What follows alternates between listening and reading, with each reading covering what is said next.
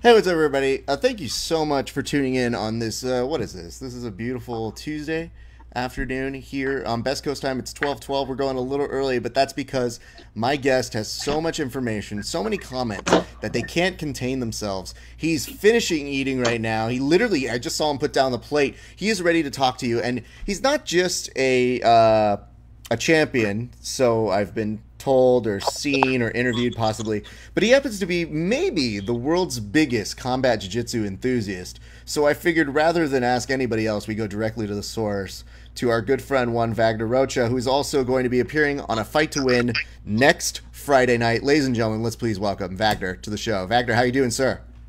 I'm doing great. Thank you for having me. Not a problem, dude. Okay, let's get straight to it. Here's the thing. I went to go cover the combat jiu-jitsu. You had some notes or thoughts about it. What was your initial reaction to EBI 17? Um, it's always a good event to see so many stars, so many big names involved, and it was such a mix of jiu-jitsu and MMA guys. So it was definitely something different than the EBI events that we tend to see, right? Mm-hmm. I don't know. Did you lose me there on the camera? I lost you for a split second, but you're still okay. Don't worry. Okay, let me get this camera back on. Somebody Right, called me. Oh, it's okay. All right. So, it was to me it was more like a regular EBI event, because there wasn't the aspect of the striking in the combat part of the jiu-jitsu that I foresee them doing the way at least the way I did it. I mean, I watched the previous CJJs too, Mm-hmm. and I feel like just people they don't have the knowledge of actually doing both, where they're doing jiu-jitsu and striking at the same time. I feel like they're either doing jiu-jitsu or they're trying to slap each other, and Sure. it leaves, to me it feels like it leaves a huge gap in blending the two seamlessly. So I don't know, I wasn't impressed at all. I felt like, to be honest with you, I felt like it was a regular EBI tournament, just So, with but there were no athletes that reach out because I saw you gave Dan Martinez some credit though. Dan. Yeah, because Dan's a good friend of mine, and I actually helped him train Mm. for this. And even when I trained with Dan was like, "Man, it's different doing this with you." Mm. And it's because I feel like, because I spent so many years, I spent over 10 years of my life fighting MMA, and I learned to use my jiu-jitsu appropriately, for fighting, which is something that you don't see a lot of jiu-jitsu guys do. I see a lot of guys go into MMA, and just jiu-jitsu guys especially, they fail. They look bad. They look like they don't even know jiu-jitsu when they're fighting, because what happens when you get hit? There's the old saying amongst Brazilians that they say, well, if you get hit once, you become a brown belt. You get hit twice, you become a purple belt. You get hit 3 times, and then suddenly you're a blue belt. And it happens, and you can see it in the fights. You see guys, jiu-jitsu guys, they get hit, and they're like, "Oh crap, what's happening?" Yeah. So I don't know. I just feel like there's such a gap to be closed there, and it looks bad. It actually doesn't look entertaining. So I don't know. I It don't was know. weird because you asked me originally. You were saying like, what did I think? And I do profess this. I really do feel it. I do feel that it shows how not great some grapplers are at striking. But I will say I do have a little bit of. We created a thing on Verbal Tap where we called the Vagner Rocha honorable mention. And I felt a couple of those went to Josh Neer. The first time I heard him get a slap in, I at least thought, all right, Oof. there's somebody who at least hit a strike. Yeah, Josh in his first match against Green, he landed some forearms, and Mm. which looked like some hammer fist too. I don't know. I couldn't say it was slaps, Sure. but they were very mean, and and solid. Like Yeah. but again, a guy who fought MMA for so many Yep. years, and has a good base. Then again, when he fought a straight jiu-jitsu guy, he found himself doing what? Jiu-jitsu. When Yeah. he fought, Dan, he was like trying to jiu-jitsu Dan, and Dan, it was great for Dan because Yeah. Dan didn't want to get hit by that guy. Yeah. But again, I just saw so many opportunities for, both ends of jiu-jitsu and MMA guys to blend the two together, and it didn't happen the way it was envisioning it. You know, like John Thor, who won, right? He was just straight jiu-jitsu to everyone, and he showed how efficient and how good he is, you know. And props goes to him, but there was at least 2 of his matches. I mean, if you count and tally up the amount of strikes he threw, it couldn't have been more than 10 throughout the whole event. I mean, it makes me wonder, are we going to start getting compu strikes or compu slaps? Actually, I'm going to trademark that right now. Hold on. Good. You should. That should be that. I can tell you a bunch of things you could do, but it should be like, you know what? You don't know, you know, like I think another thing those events should have is a number. Like they should number off all the, especially at the professional level. Let's be realistic. Like, don't we know who all those guys are? Should we know who number 1 is? Should we know who number 16 is? Should be numbered. Everybody should be numbered. You should have a number on you. It actually helps better for people who don't watch the event, who don't know what they're watching. You know, if you get a guy who doesn't know jiu-jitsu and they're watching it, they go, oh, this is the number 1 guy against the number 10 guy. Like, ooh, the number 1 guy should win, right? Is there a potential for some bias, though, because it is Eddie putting in some of Eddie's students as well, though? Let's be realistic. That event has got a lot of bias, period. You know, I'm not trying to hate on Eddie, but let's be realistic. I mean, I hear you, and I do. Planet guys, or it happens when it's Danaher guys. You know, like he's very biased against the two. He favors both of them because it's a promotion. He's a promoter. He's a Don King of jiu-jitsu. That's what I call him now. Is that why have you started calling him that? Because he's trying to make as much money as he can without, putting it out. You know what I'm saying? Without taking care of the guys who are, who put on the shows for him. You know, like it doesn't make any sense how he can say, oh, it doesn't make any money. You know what I mean? Like that event makes money. I know for a fact because I've dealt with companies who deal with the Fight Pass game. You know, like they pay money. They pay good money for those shows. You know, and EBI is the leading. It's got to be the leading submission-only promotion in the world, right? Mm-hmm. And it's on one of the leading event channels that there is. You know, UFC Fight Pass. You know, they got it. You know, but it's I'm saying this because I've already spoke out against him, and he doesn't like me anymore. And I told him, I was like, it's business, man. I don't hate on you. I think you're freaking amazing. You're a genius. You know, what you're doing is, revolutionary. But you have to try to look at it on both ends. You know, you have to remember that once you were a competitor, you know what I mean? Once you were an athlete that was trying to make a living, you know? It doesn't make sense, like, how they could have a winner. Like, there could have been a winner this weekend to the event that walked away with not a single dime. How is that possible, you know? That doesn't make sense to me. There's got to be a clean-cut way to benefit both ends. You know, there's got to be a winner, and there's got to be a person who makes a living too. You know. When was the moment that you decided to be vocal in this? Because I noticed that you were supposed to be on an event, and then you were no longer on an event. And I think there was what some might call a leap of logic in terms of, well, I wonder why he's not on the event.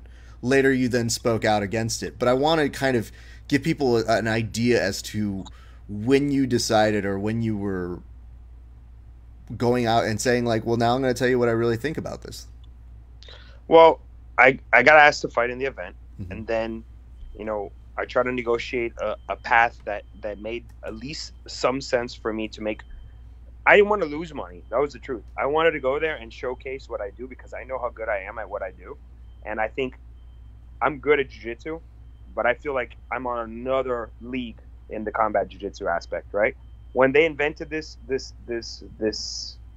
format, I looked at it and smiled, and I was like, there's no way I could ever lose it. And I know this because I helped MMA guys, and I can say a whole bunch of names, like high-level MMA guys, train. And when I train with them, they tell me, like, holy crap, it's unreal how good you are at this. And it's MMA training, you know what I mean? It's not the combat aspect where, there's no up kicks, there is no elbows, there is no knees, It's just slapping, right? Mm-hmm. When I train MMA guys and I train with them, they tell me like, Vagner, this is like, you should be fighting MMA. And you know what? I could be fighting MMA, but I don't personally want to do that to my body anymore. I'm 36 years old. I don't want to spend half the time training striking and then the other half training jiu-jitsu. I want to train jiu-jitsu. That's it. That's all I want to do. You know, whether I'm competing in Fight to Win or ADCC or EBI or, IBJJF or whatever it is, or Kasai, whatever tournament is out there, I want to compete in jiu-jitsu. I don't want to do MMA anymore. So, but I do help people train the aspect that's important that I do well, which is the jiu-jitsu aspect. And again, when I do it with guys that are good at MMA, they tell me like, oh my God, why aren't you fighting? You know, and again, back to what I said. So I knew that when they created this format that I would be like 5 steps ahead of everybody, you know? And when I was asked to fight Boogie, you know, all I asked was, hey, you know, I have to fly out my wife, who's always with me. She's in my right hand, my left hand, my leg, my other leg. She keeps me in track. She does everything that I don't want to do. She's my personal right hand assistant, you know? I have to fly her out. I have to fly out a coach. I have to get an extra day in. You know, I want to get there 2 days before. I don't want to get the flight from East Coast to West Coast. It's not fun. No. It's brutal. It's one of the worst flights ever. And it doesn't seem like it, but when you settle in, you kind of like, oh. So I have to fly in 2 days before they want to put me up. So I have to put up my own money. So at the end of the day, the whole trip itself would have cost me like $3,000, right? Let's say on the low end. All I was asking was to be covered on my own expenses, you know? And what I got was, you'll make your money if you win in regular time. So if I had submitted Boogie and another thing in a 20-minute match, if I submitted Boogie in 20 minutes with possible up kicks, because at the time he was telling me there were going to be up kicks, you know, I was going to make money. Like, that's not what professionals do. You know what I mean? Mm-hmm. I'm, again, you know what? People want to fight for free. Good luck to them. I'm not that guy. I'm not going to be that guy. You know what? Again, you know, looking back at the MMA aspect of it, that's one thing I can look at MMA and be like, there's a professional part to that makes MMA what it is today, what it's grown to that next level. Sure. Is at least even at a lower level tournament or a lower level arena, they pay their athletes. You know what I mean? Like, you know, you're not making a lot of money, but at least you're making your money. They're paying your flight. At least you get your two-show money. Your two-show money. They pay your cornerman. They pay the corner flight. They pay your flight. You know, there's a whole procedure that is taken care of, you know? And I just told him, I said, dude, you know, you're offering me, you know, $7,500, right? That was the prize to win. Mm. Why don't you just take that money, split it in two, give Boogie half, give me the other half, and let it go, you know? Like, I'm okay with that. I couldn't even get that to work. Because he said, no, that's not how I do my events. We pay when you win by submission, and so on and so on. And he got upset with me because I was vocal about what he was doing. And he's like, oh, are you trying to call me a cheapskate? You know, I promised you $1,000 a sponsor. I said, $1,000 doesn't even pay the flight of one of my corner. You know what I mean? Like, you know, again, you're putting a super fight. It's not like you're putting a tournament, right? You're putting a super fight with one match. You know what I mean? Like, and it's arguably the two best guys in this organization, right? I think Boogie is definitely number 2. Why do I think he's number 2? Because he's been in MMA fights and he's been doing the combat jiu-jitsu probably since before they even made combat jiu-jitsu. They were probably doing it in the gym, right? Right. Their idea, right? It's their format. So I consider myself number 1 because I've done it more at this point. So it's the number 1, 2 guy in the world in their similar weights. And I like Boogie. I'm not going to go out there and fight him for free. That doesn't make sense. Because I could go there, not beat him in regular time, beat him in OT, and still walk away empty-handed and even lose money. That's not happening, you know? So he got upset with me, and I told him, I said, man, I don't got no hate for you, you know? Like I said, stop being Don King, you know what I mean? Like, let some other people make some money too, you know? Like, put it out there, you know? So, and he, you know what bothered me too? because he was offering, and this bothered me a little bit. This is the part that bothered me. He was offering Gordon Ryan to fight Kevin Casey, $10,000. Do you remember that? I do. Yeah, that was what Gordon was going to get, 10,000. So I was like, so Gordon Ryan might be one of the biggest names in jiu-jitsu today. He can make $10,000 just to go out there and fight. But your number one guy in combat jiu-jitsu in the world doesn't get anything. Just walk. You want me to come out there empty-handed? I'm like, that. Come on, man. That can't happen. Just to paint the picture a little bit more, because again, part of the reason why I wanted to get the timeline was I wanted to try and establish the fact that at this point you were already a combat world's champion, correct? Yeah. And so your perspective was you had put in, you had already competed under a tournament setting to show that you were a gamesman for that sort of deal. But now if they were going to showcase you in a super fight, then treat you like a super fight, was your perspective. Exactly. Okay. Which is not wrong at all, So I've been to 3 EBIs, right? One was the combat and the other 2 were regular EBIs. All 3 have made it to the finals. It's not like I'm a guy coming out of, left wing saying, hey, pay me because, I'm going to fight for you guys. No. I've already made a name through this. I've already won other events.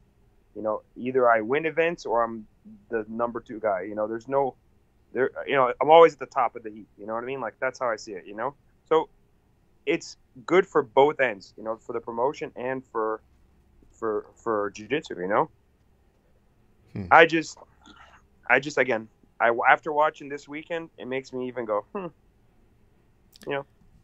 But here is the issue that I seem to think is coming up for the future of combat jiu-jitsu, which is this. I don't know that you're going to have as easy of a time fulfilling that spot, because I think it's much easier to say, hey, we need a grappler last minute, or we need to fill in these spots, than it is to get somebody who falls out of a combat jiu-jitsu spot, because that requires, 1, a particular kind of athlete, number 2, licensing, and number 3, like, the reward for combat jiu-jitsu, if you don't win the whole thing, is that you just advance and get another opportunity to get slapped and maybe a little more TV time, So to me, I would say this is the one thing that I'm still trying to struggle to find out, which is I've heard rumor that they want to do more combat jiu-jitsu than EBIs, the regular format. And I think what worries me, and maybe something that Eddie might be working against, is the UFC Fight Pass might go a little bit more obsolete with this ESPN deal. Because the idea is you come to Fight Pass to see more UFC content. The ESPN deal is now going to put 15 fights on another client that you have to pay for behind a subscription service. So I do wonder if the idea is trying to keep everybody they can who is already on the service and not lose them. And the idea is maybe if you watch for MMA, you might stick around for combat jiu-jitsu. I don't know. I never thought about it like that. Yeah. But it sounds.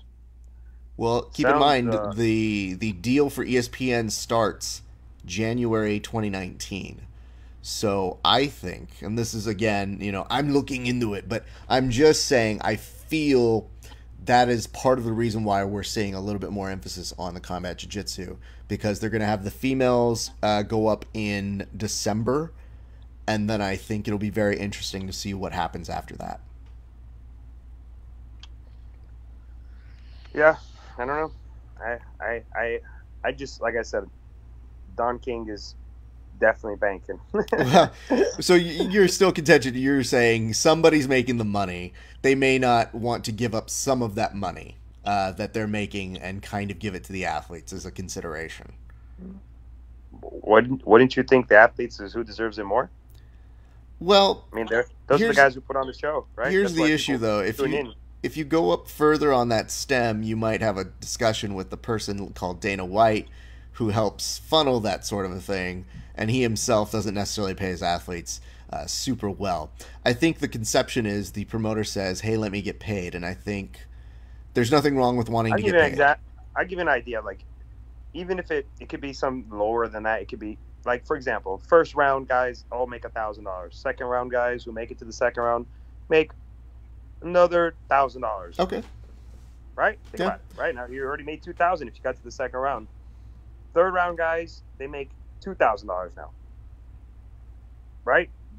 So we're And now talking the 8,000, then another 8,000. the winner makes a bonus of 4 or 2 or 1 or whatever. You know what I mean? Like it could be even $500. Think about it. This would change the game in itself right there.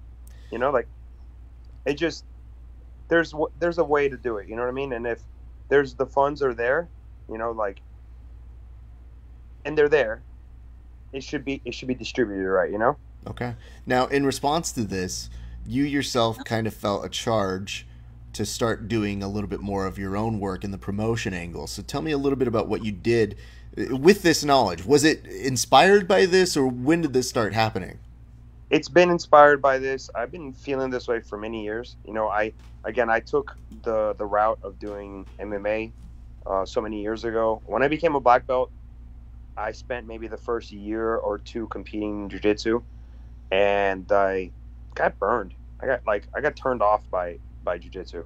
You know, I was kind of like, why do I do this if there is no, you know, like you can win a tournament and then nobody even talks about you. Nobody even cares. Like, you know, for example, IBJJF is one that just they make me feel some type of way, and they're the biggest organization in jiu-jitsu, and they make a killing.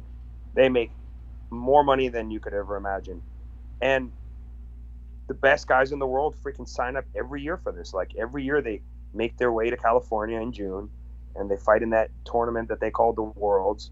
And they're like, oh, I'm a world champion. And then the next year, there's another world champion. And then the year after that, there's another world champion. And you get forgotten in history because there's a world champion every year. And fucking so what? You were the world champion of the year before. So what? Like, what did you get out of that? Like, what? Yeah. You want a $5 medal and a $5,000 expense, you know?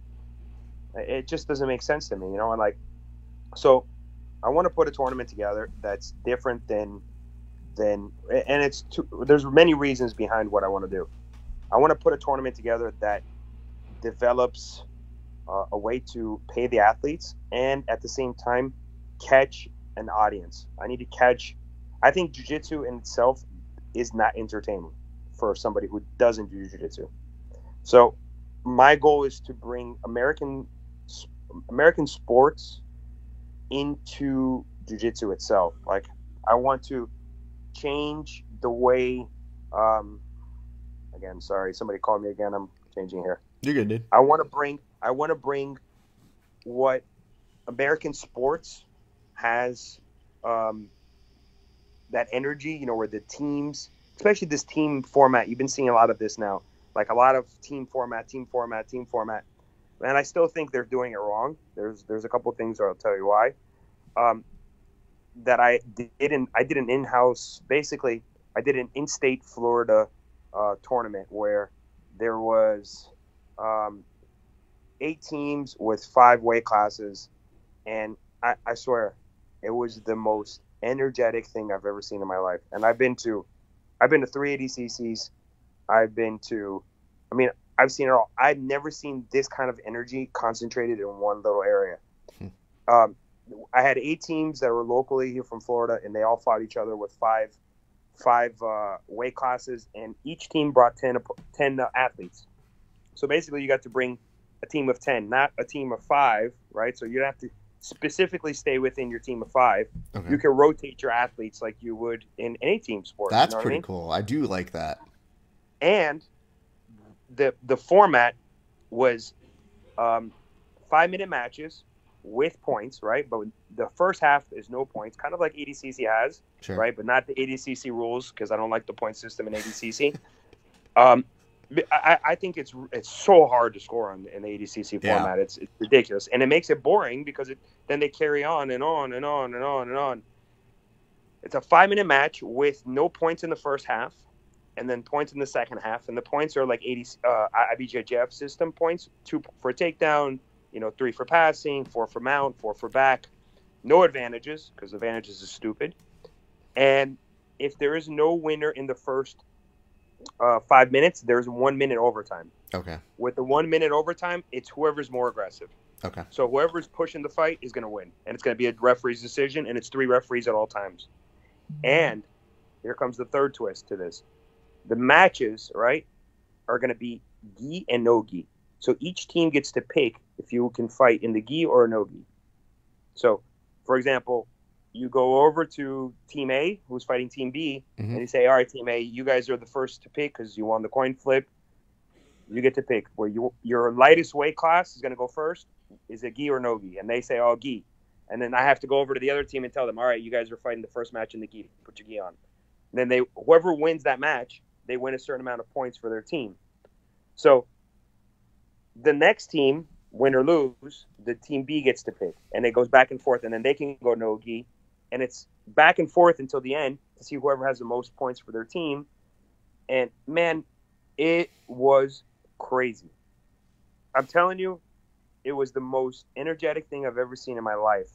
And I had people that don't know jiu-jitsu that were there, and they told me, like, yo, I was so entertained by it because I was watching this team, and I got invested in the team, and I wanted to see them win to score their points so that they can move forward in the bracket, you know? And I had, like, such a good response from it. And I did something that was unique, too. I set up a huge production on it, and it's actually going to be aired soon. So I can't wait to put it on the internet so people can watch it. Because once people see the idea that I have, they're going to be like, what? This is it. You know? I want to clarify here. So the... and the gi and no-gi, the reaping rule, that's garbage. That's out too. There's everything in gi and no-gi. No, like you can't grab here or do this. It's everything, you know? These sound just short of being called Vagner rules because... I mean, it's missing a few slaps here and there. I think no hitting, no hitting, because combat's not for everybody. And it's definitely not for me. But I do know when I hear you say that they get to choose. So did you say it was from a coin flip that one team to begin it? I line up both before the first match. I line up both teams and I ask the team coach, "You want heads or tails?" They pick. Whoever wins the coin flip gets to pick the first. It's going to start. It always starts at the lightest weight class. They get to pick their match, whether it be gi and no gi. Because there's gi, like in jiu-jitsu is the biggest common thing, right? There's gi schools and there's no gi schools. Sure. And I believe that jiu-jitsu is both. You have to train both. You got to be good at both. You know what I mean? I, for example, you see me compete a lot in no gi. I don't compete in the gi a lot, but doesn't mean I don't train in the gi. Doesn't mean I don't teach classes in the gi. Doesn't mean I'm not participating in the gi. I just prefer to compete in no-gi because, my MMA background drove me in that direction to train a lot more in no-gi, and I feel I'm better in no-gi. It's common, you know what I mean? Mm. So, but it doesn't mean, again, if I were on a team and they said, hey, Vagner, you got to fight in the gi, that I wouldn't know what to do. But there is jiu-jitsu schools out there that, I don't want to name anybody that doesn't do gi. There is a lot of schools out there that don't train in the gi. And I feel like it is jiu-jitsu, you know what I mean? The majority of jiu-jitsu watchers today, the big majority, are the gi watchers. They watch more jiu-jitsu than the no-gi aspect. Really? Yeah, I think so. You think, let's be realistic, you think flow grappling is more gi or no-gi? I don't think Flo knows how to do numbers, so I don't know that really works to me. If you had to guess. I would say that Flo puts on more events that are... IBJJF-ish or that will feature a gi, but as somebody who's worked in television and is familiar with numbers, I don't think they've ever released numbers for a reason.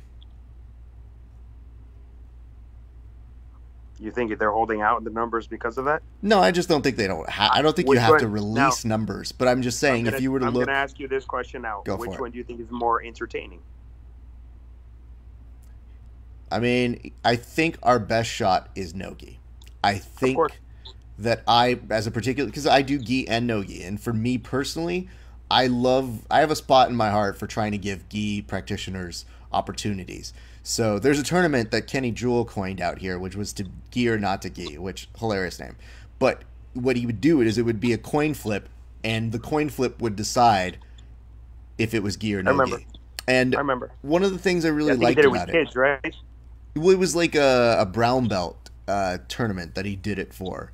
And one of the things that I liked about it was it brought a certain element of individual who had to be well versed at both.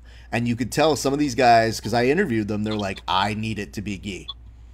And I thought to myself, even though they needed it to be gi, I still thought it was cool to see them come to an event where they would challenge themselves and be both. Those people tend to stick out to me a little bit more. Exactly. So an event like this would actually catch your attention, because then you would be like, oh, what's going to happen next? What are they going to pick? You Absolutely. know, and I think it becomes a little strategic on the teams too. You know what I mean? Like, you have to decide, like, if you're fighting a predominantly gi school, you're going to be like, I don't want to go face those guys in the gi. But here's the question I will ask: is is it just like with the 5? Is it, do you stay in, or is it just the individual matches? It's the individual matches. Okay. Each individual match gets to be picked, gi or no gi. But the spin is that you have the ability to bring from that team of 10. It could be anybody at any given time to fill in for those. Yep. As long as they make their weights, respected weights, they have to be, they have to be either under their weight. You can have a guy who's the lightest weight fight all the way up into the heaviest weight. Sure. Because he made their weight, and you can have it vice versa. You can rotate your team as you want.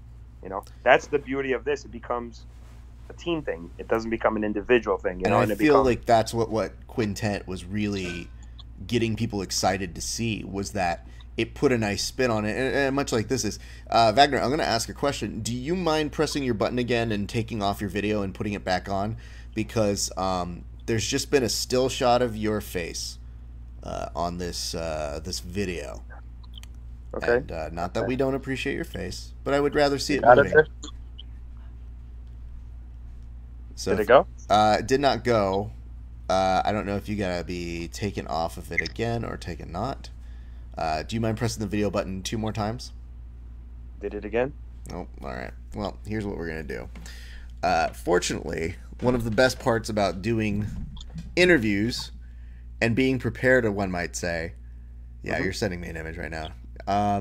One of the things about becoming prepared to any sort of dance like this is I think it's important that you have something ready to go at all times. No, you're still not moving to me, my man, but that's okay. I'm gonna go ahead and replace you with a photo. And so the nice part about that is this particular photo is the one that makes our opening credit sequence, because you're synonymous with combat jiu-jitsu. And this was from when you won at Combat Jiu-Jitsu. My sister snagged this really great shot of you pointing at your palm as if to remind us this is what won you it. Yeah, man. It was a bit of the mix, of jiu-jitsu and mixing the jiu-jitsu and the combat, you know what I mean? Which is the thing that made me, kind of look this weekend and go, it didn't entertain me. When you say, like, it didn't entertain you, and it's kind of, I don't know which place to put this in, if I'm being honest. I'm either putting it over half of your mouth or half of your top face. So, you know what? Your hair's nice, so we'll go ahead and put that more toward the bottom. You got it? Yeah, we've got something going up now. All right, so Vagner, again, what you said the response was amazing. Where is it that we can look to see this? Like, when is it going to be looking to come out? I made the editing. We got like a huge production around it, and I'm editing it, and I'm putting the points, the team points, the individual points, everything kind of formatted together now to finish up the production of the stuff. And once it's done, I'm gonna release it on YouTube. Okay. Because I feel jiu-jitsu needs to be for everybody. It doesn't need to be. You don't have to be subscribed to a certain channel to watch it. I think you need to release that up amongst the world, for the lovers of what we do, and hopefully it catches steam, and then I can start moving this around and start doing things that I see other people not doing, and see the opportunities, and create opportunities for the future of the jiu-jitsu guys. I think it's there isn't enough people that are doing it for the right reasons. I see a lot of people just trying to get rich, trying to make that money for themselves and not really growing the sport, and I think the minute you start doing it for the right reasons, things will actually work out better, Do you feel though that there's a market? Like, how are you able to secure like part of the money? Did you have to go do that yourself? Like, what did they do? Did they buy into it? What did happen? This is the thing that I see. right? And this is where the game changer is, right? Mm-hmm. There is a ton of events that make money with either amateur jiu-jitsu, right? And they host no professionals, or there's a ton of professionals that host no amateur and only host professionals. I think that professional events, there's no way for them to make a living forever in this. You know what I mean? Mm-hmm. You know, I see a lot of, like, for example, I talked to like Seth, right? Seth, I think, is one that is actually doing it right, and he's actually possibly making money, maybe not, maybe breaking even, but he's one that's kind of got the idea. You can't have an event like his, right, and have the production that he has and make money and pay athletes and do it unless you have a professional level to it, right? Now, then you have amateur events like IBJJF, who opens the gates and they flood their competitions with amateurs, and they make a ton of money and they don't return anything back, right? I think there's a balance in the middle that you have to have both. You have to have, and that's what I did with this event. I had a amateur, kids, adults jiu-jitsu tournament happening at the same time as the professional event, and I made it open. You know, anybody that wanted to come out and watch could come out and watch. And if you want to compete, you got to compete as well. So the competition side made the money to pay, you know, the other side, you know, and that's my goal for the future, is to run an event at the same time. You know, I have to run both. The amateur side, where you give opportunities for Sure. lower belts to make a living, you know, to try to get to that next level, or a professional event where there is the professionals, where there is entertainment, there is that energy, you know, that people want to watch and be part of, you know. Yeah. And that grows like the I want to do this, you know. How often do you guys see guys that want to do jiu-jitsu, but they go, there's no real future in this, you know, there's no way to make a living off this unless you teach, you know. If everybody could teach, you know, it'd be for everybody, and it's not. Teaching's not for everyone, you know, and not everybody's meant to be a teacher. Well, I feel like the part where you and I share on the Venn diagram of wanting to see this sport grow is, you know, when you see somebody like a Hodolfo, or you see somebody like, you know, even like Lovato going and doing. We're losing all the great athletes. MMA. I just always think to myself, like, I'm not done learning from you guys. And you find when you interview them or you talk to them, they say, I wish I could stay, but I need to do what's right for me. And I can't tell them no, but at the same point, I'm of the perspective of, no, I want grapplers to be able to make a living off of being grapplers. That's what happens, you know, and that's what happened to me earlier in my career, where I said, I'm not going to do this forever. You know, I fought my first MMA fight and I made $3,000. I had never made $3,000 in my life, you know, and I went, why would I fight jiu-jitsu again if I can? And I had a 60-second fight, you know what I mean? I took the guy down, took his back, and choked him. I was like, oh, this is easy money, you know. And then I had 7 more fights like that, and, you know, I was able to make money, you know, and then I got into UFC and made some more money there. And again, you know, it's not the way I would, you know, if I could have done that all through jiu-jitsu and made the same living, it would have been awesome. But I didn't have that opportunity, and I had to go that other route. And then now I'm coming back to jiu-jitsu because I've established my life. I have an established business. You know, my life is in order. Everything is good. I'm not struggling. You know what I mean? I know what I'm doing now.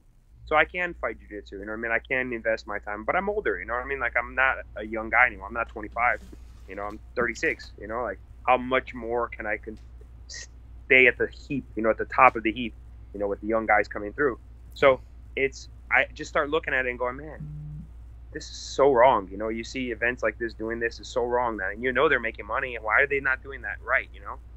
Like, if your event makes, you know, millions of dollars yearly, why wouldn't you turn around and put a prize pool for the best guys in the world, you know? If you have the best athletes coming into your event and producing every year for you, you know, producing shows for you, why aren't you doing it right? Why aren't you trying to take care of them, you know? So that's my you know, my motto for maybe the next part of my life is to change the game for the future generations, you know? That's So appreciated, and that's good. I mean, the nice part about it is you definitely seem like when you take on the perspective of being an athlete who wants to afford more opportunities to athletes, you are trying to respond to some of their concerns. yeah, yeah. Like you said, you got guys like Rodolfo, and now we got Bruno Malfacini doing MMA.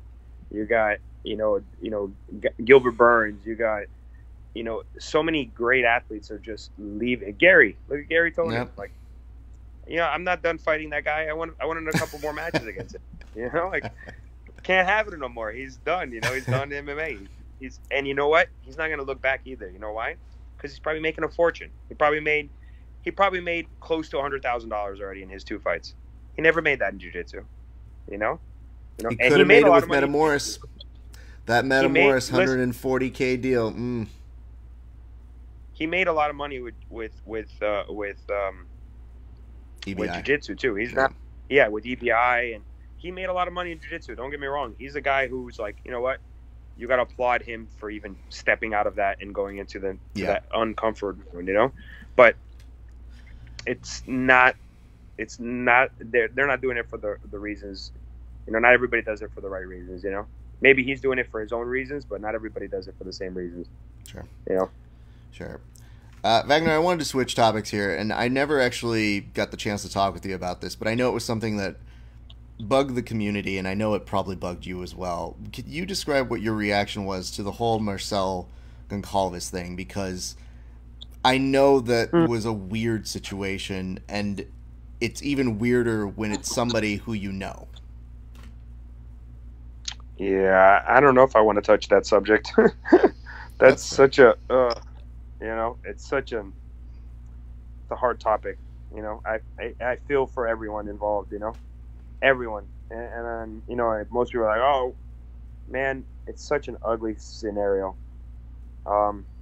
That's all I could say on that. It's sad. It's so sad. It's sad for jiu-jitsu. It's sad for families.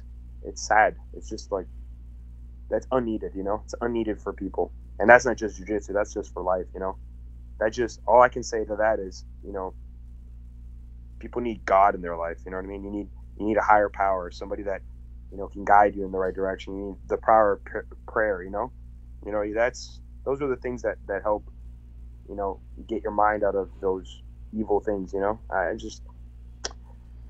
that's it, man. That's all I can touch on that. I don't want to elaborate any more than that, because it's just a sad scenario. Appreciate it. I think it's important that, if anything, there's been a lot of these kind of stories that are coming out. So I hope that people understand. And it's not just him. I hear it all the time now. I'm like, what is wrong with people?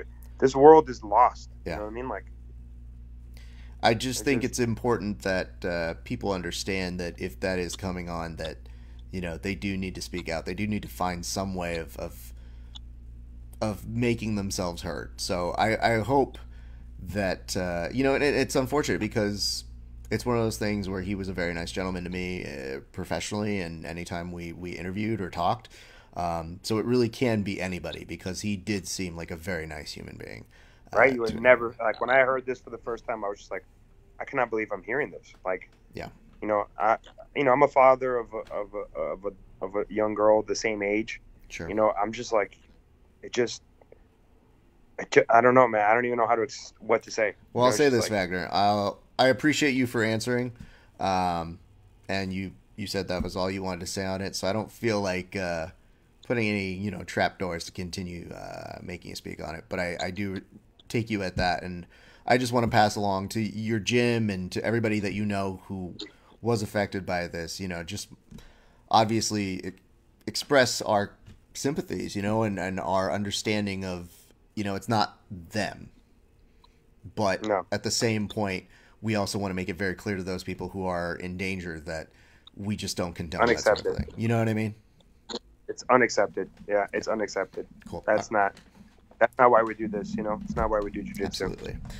So let's transition this back, because again, I felt like we started talking a little combat jiu-jitsu. We said that was it. We talked a little bit about Eddie. who are those people though that you're looking to compete with in combat jiu-jitsu? Are you looking to do that elsewhere? Like, are you looking to have those sorts of matches outside of combat? Can you have that outside of combat jiu-jitsu? I don't see why not. Right? Don't you see events hosting EBI format roles all the time? Sure. I don't know if you I don't can see do why. combat I don't think. itself though. Did they trademark it or I anything? I don't think it's something you can trademark. Like Mm. it's the same thing I was thinking about my format. I'm like, man, I don't want anybody to steal my idea, Mm. but there's nothing you can do about it. You know what I mean? Like you can't stop somebody from doing jiu-jitsu in a certain rule set. Maybe you can't name it the same, but it is what it is. Well, you also can't stop anybody from Yeah, slapping at a certain point. Yeah, I am definitely I am definitely willing to showcase this format for anyone and everyone who wants to participate and see. I've gotten inquiries from so many big names, like guys that want to face me in this and have mentioned it either publicly on the internet or in private messages and said, "Hey, I'm down to fight you," and it's not, like I'm not trying to be disrespectful about it, but I want to do it. And I'm like, and I tell them all the same thing: find us a place and a promoter that is willing to put it together, and I'm there. I'm down. I got on my Instagram Tyson Griffin, which probably is one of the biggest names, in that I've seen that put it on public so everybody can see it. He's a former UFC, probably top 10, right? I can't remember if there was rankings when he was in the UFC, but a big name in jiu-jitsu as well now, because he's doing these tournaments all the time. He said, he would love to face me in this event, in this format. Like I said, to me, it's not personal, it's business, and whoever and whenever, I'm down. It's my new motto. It's anywhere, anyone, anytime. So It's a good motto, and I do appreciate the fact that you've put out some names out there. Is there ever a possibility though that we do see you back at EBI? Because I think one of the things that is awkward for us as fans is I do think we like seeing you compete, and I don't think fans like a bad story in terms of a bad ending. And I do feel you I would love are to. synonymous with that. I saw Eddie at Kasai, and I went out of my way to talk to him because I don't want him to think I dislike him, Mm-hmm. and I don't. And I just, like I said, I just want done what's right. You know what I mean? Like I wish him well. I watched his show. I watched it and Instagrammed on it. Like if I didn't like you, I wouldn't even talk about you. You know what I mean? I have no room in my life to dislike anybody. I don't have hate in my heart for anyone. I just want what's right for me. You know what I mean? Like I want to compete and I want to be compensated to compete. I want to make sure that I'm treated like a professional, which I am. If you call me and say, Vagner, I want you to fight, I'm going to say, okay, when and where, and let's go. And I won't back down. I won't back away. I won't make up excuses. I won't, give you, unprofessional ways, to act. You know what I mean? I've only, every event I've ever been to, there hasn't been one person in the world that can question my professionalism, maybe Seth once in that fight to win with AJ. Well, But I mean, is it weird that's though? the only time in my life that anybody can question my professionalism. But I had a reason, and I was told I could, and I did, and What do you mean you were told you could? Well, before the match, Seth said to us, "Oh, you guys go out there, you freaking scrap, you fight, you do whatever it takes, just make it entertaining." And I said, "What do you mean fight?" He goes, "I don't care. In the last event, these guys were throwing punches at each other." I said, "What? Hold on. Repeat what you said." And then he repeated it. So I said, "Okay." And I already, and again, I had already been a little like, Yeah. with my opponent. He'd already pushed all my buttons. You know what I mean? And I was like, you know what? It wasn't like I planned what I did. It really was the heat of the moment, and I really felt bad after I did it, not to him, but to the other people who were really offended by what I did. And now I look back on it and it's just, publicity. Now it's like, it is what it is. It happened. What? So what? I know I don't can't judge me. You know what I mean? You don't know me. You don't know what was going in my mind. You don't know what was happening. You don't know what led up to that moment. Now people kind of know AJ too, and they kind of see it, on a daily basis with him. So I kind of feel like I've been defended from that, If anybody you picked in all of jiu-jitsu, you picked the one guy everybody goes, I mean, did he deserve it? Yeah, that's the guy, so he would be awesome to do combat jiu-jitsu with. Do you think he would do that? Nah, he ain't about that life. He did sign up for, I believe, the initial combat jiu-jitsu tournament. Yeah, he did. He put his name on that poster that was like, I'm gonna do this, and then he was the first person I wrote, like, he will back out. He will not make it to the event. I know it. Him and there was about 5 faces on that original poster that I said, that guy, this guy, and that guy will not make it to it. Because I knew they wouldn't. Man. Okay. Well, let's do this. I want to ask you about what is coming up. So, who is your opponent of Fight to Win? It is on October 12th, correct? Oh, yeah, that's a good one. I'm fighting Augusto Mendes, Tanquinho. That's a great match, That's right? a great match, dude. That's lit right there. That's the kind of stuff that, that's why I said Seth runs the most professional event there is, because he's not scared to make matches that people want to watch, like, I want to watch this match and I'm the one involved in it, So, if that was him fighting another person like me, I'd be like tuned in to watch it, and that's the kind of stuff that, we want, that's what the kind of stuff you want for, professional jiu-jitsu. Absolutely. Absolutely. And you guys have had a match before, correct? Yeah, he beat me in 2011. I've only been subbed 3 times in my career, and he was one of them. So he's on my checklist. When Seth asked me, who do you want to fight, he was part of my list. I always give out the list of the guys that I want to fight because, I want, the last thing I want to do is be remembered as, fighting this guy once and he tapped me, like I want to see if that can happen again, Am I allowed to ask who else is on that list? You probably witnessed it. I got beaten. The 2 times I got submitted were an EBI, freaking by Gordon and Gary, and I feel like remember back to that bias of 10th Planet and Danaher guys. When I say this, I say this because of these reasons. Those guys, both of them, I fought Gordon. If you can look it up, I fought Gordon in the event called Zapatero here in Tampa 6 months before that, and we did a 20-minute match.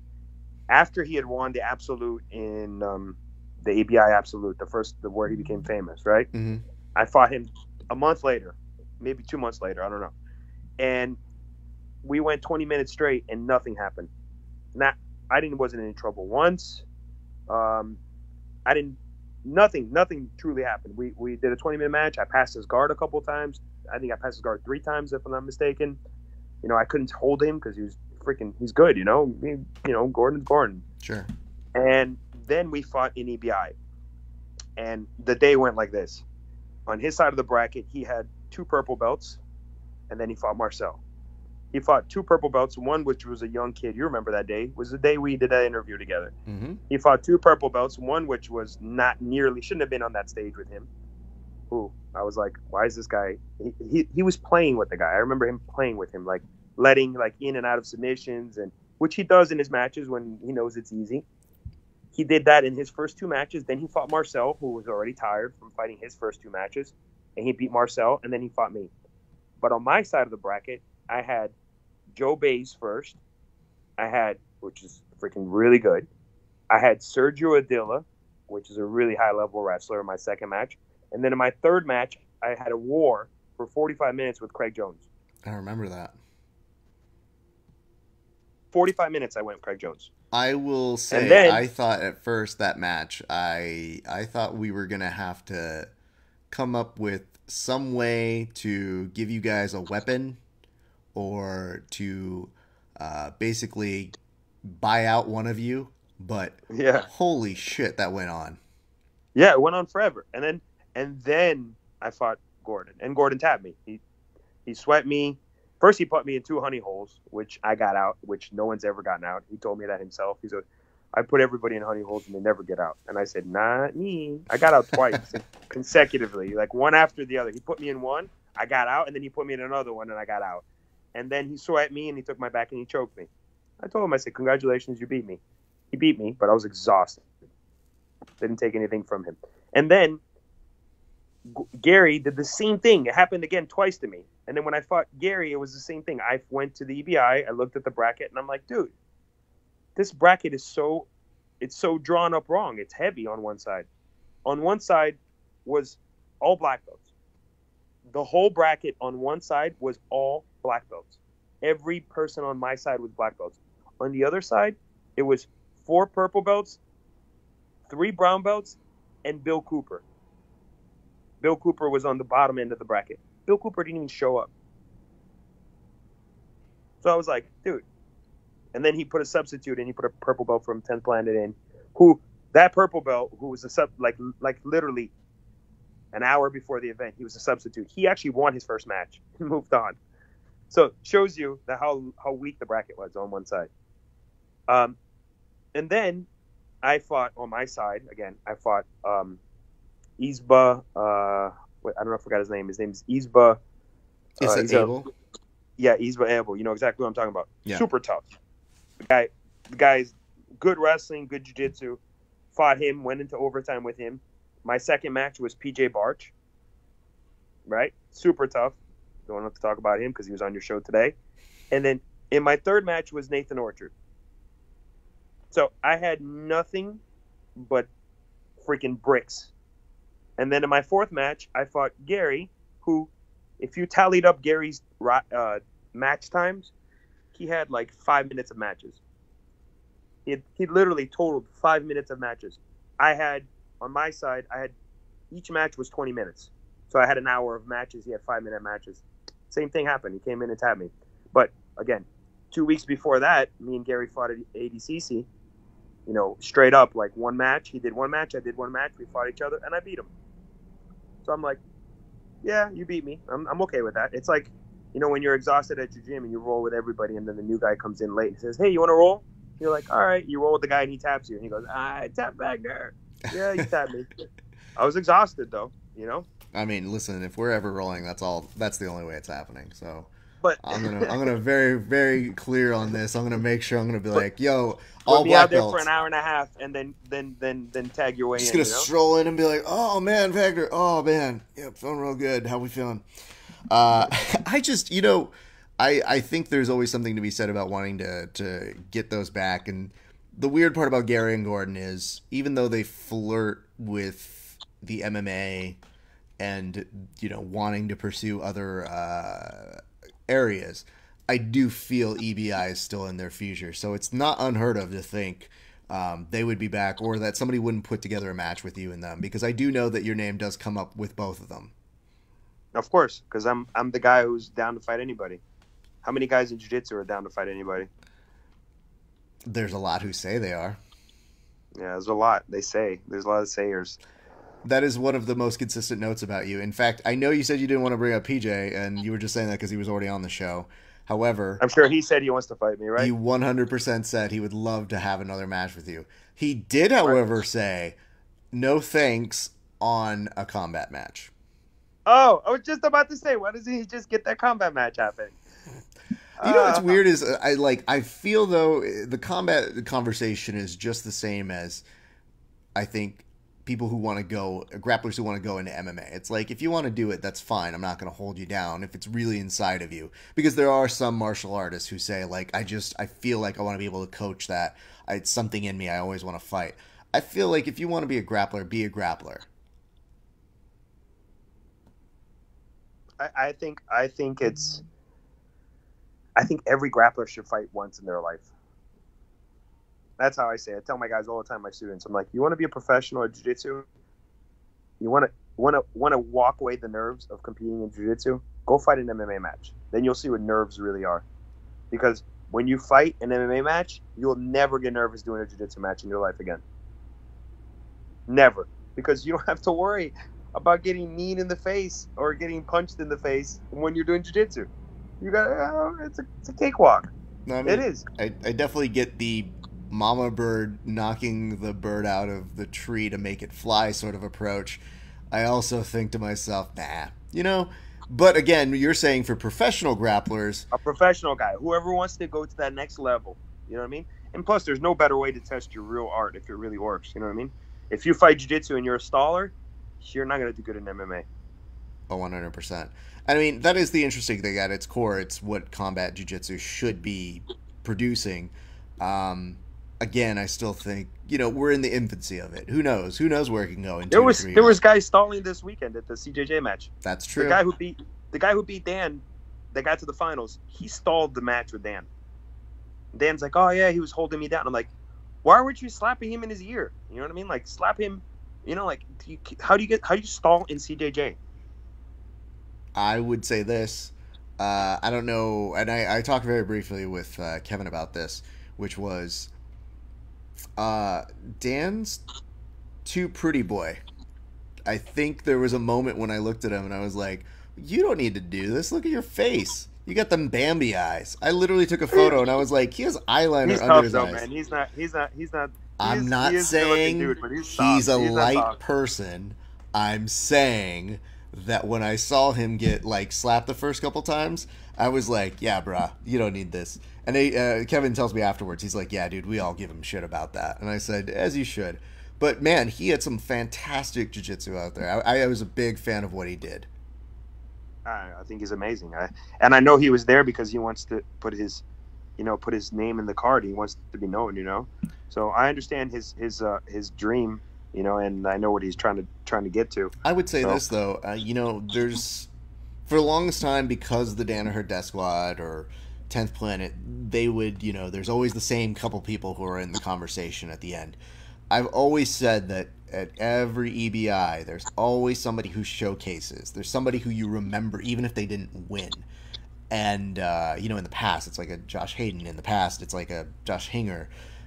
In the past, I felt like this weekend, though, I thought that Dan made a very strong name for himself to be one of those individuals you take away from that event. So I look forward to interviewing him at some point. I feel he and I will cross paths. Yeah, he's a young guy, too. He has a lot of potential, and the future is all his, Absolutely. Now, Vagner, I know we want to start winding things down. However, I do want to ask a couple things. Number one, which is this. What are you looking now? Where do you see your place? Because you seem to be in this place of being both an athlete and wanting to help a little bit as a promoter. But where do you see your place now? Do you see that there's one over the other, or do you still see like you're just kind of helping promote just for the sake of doing it right now? I'm not a selfish person, so I'm not promoting these events that I've been doing by myself. I've had other people with tremendous help.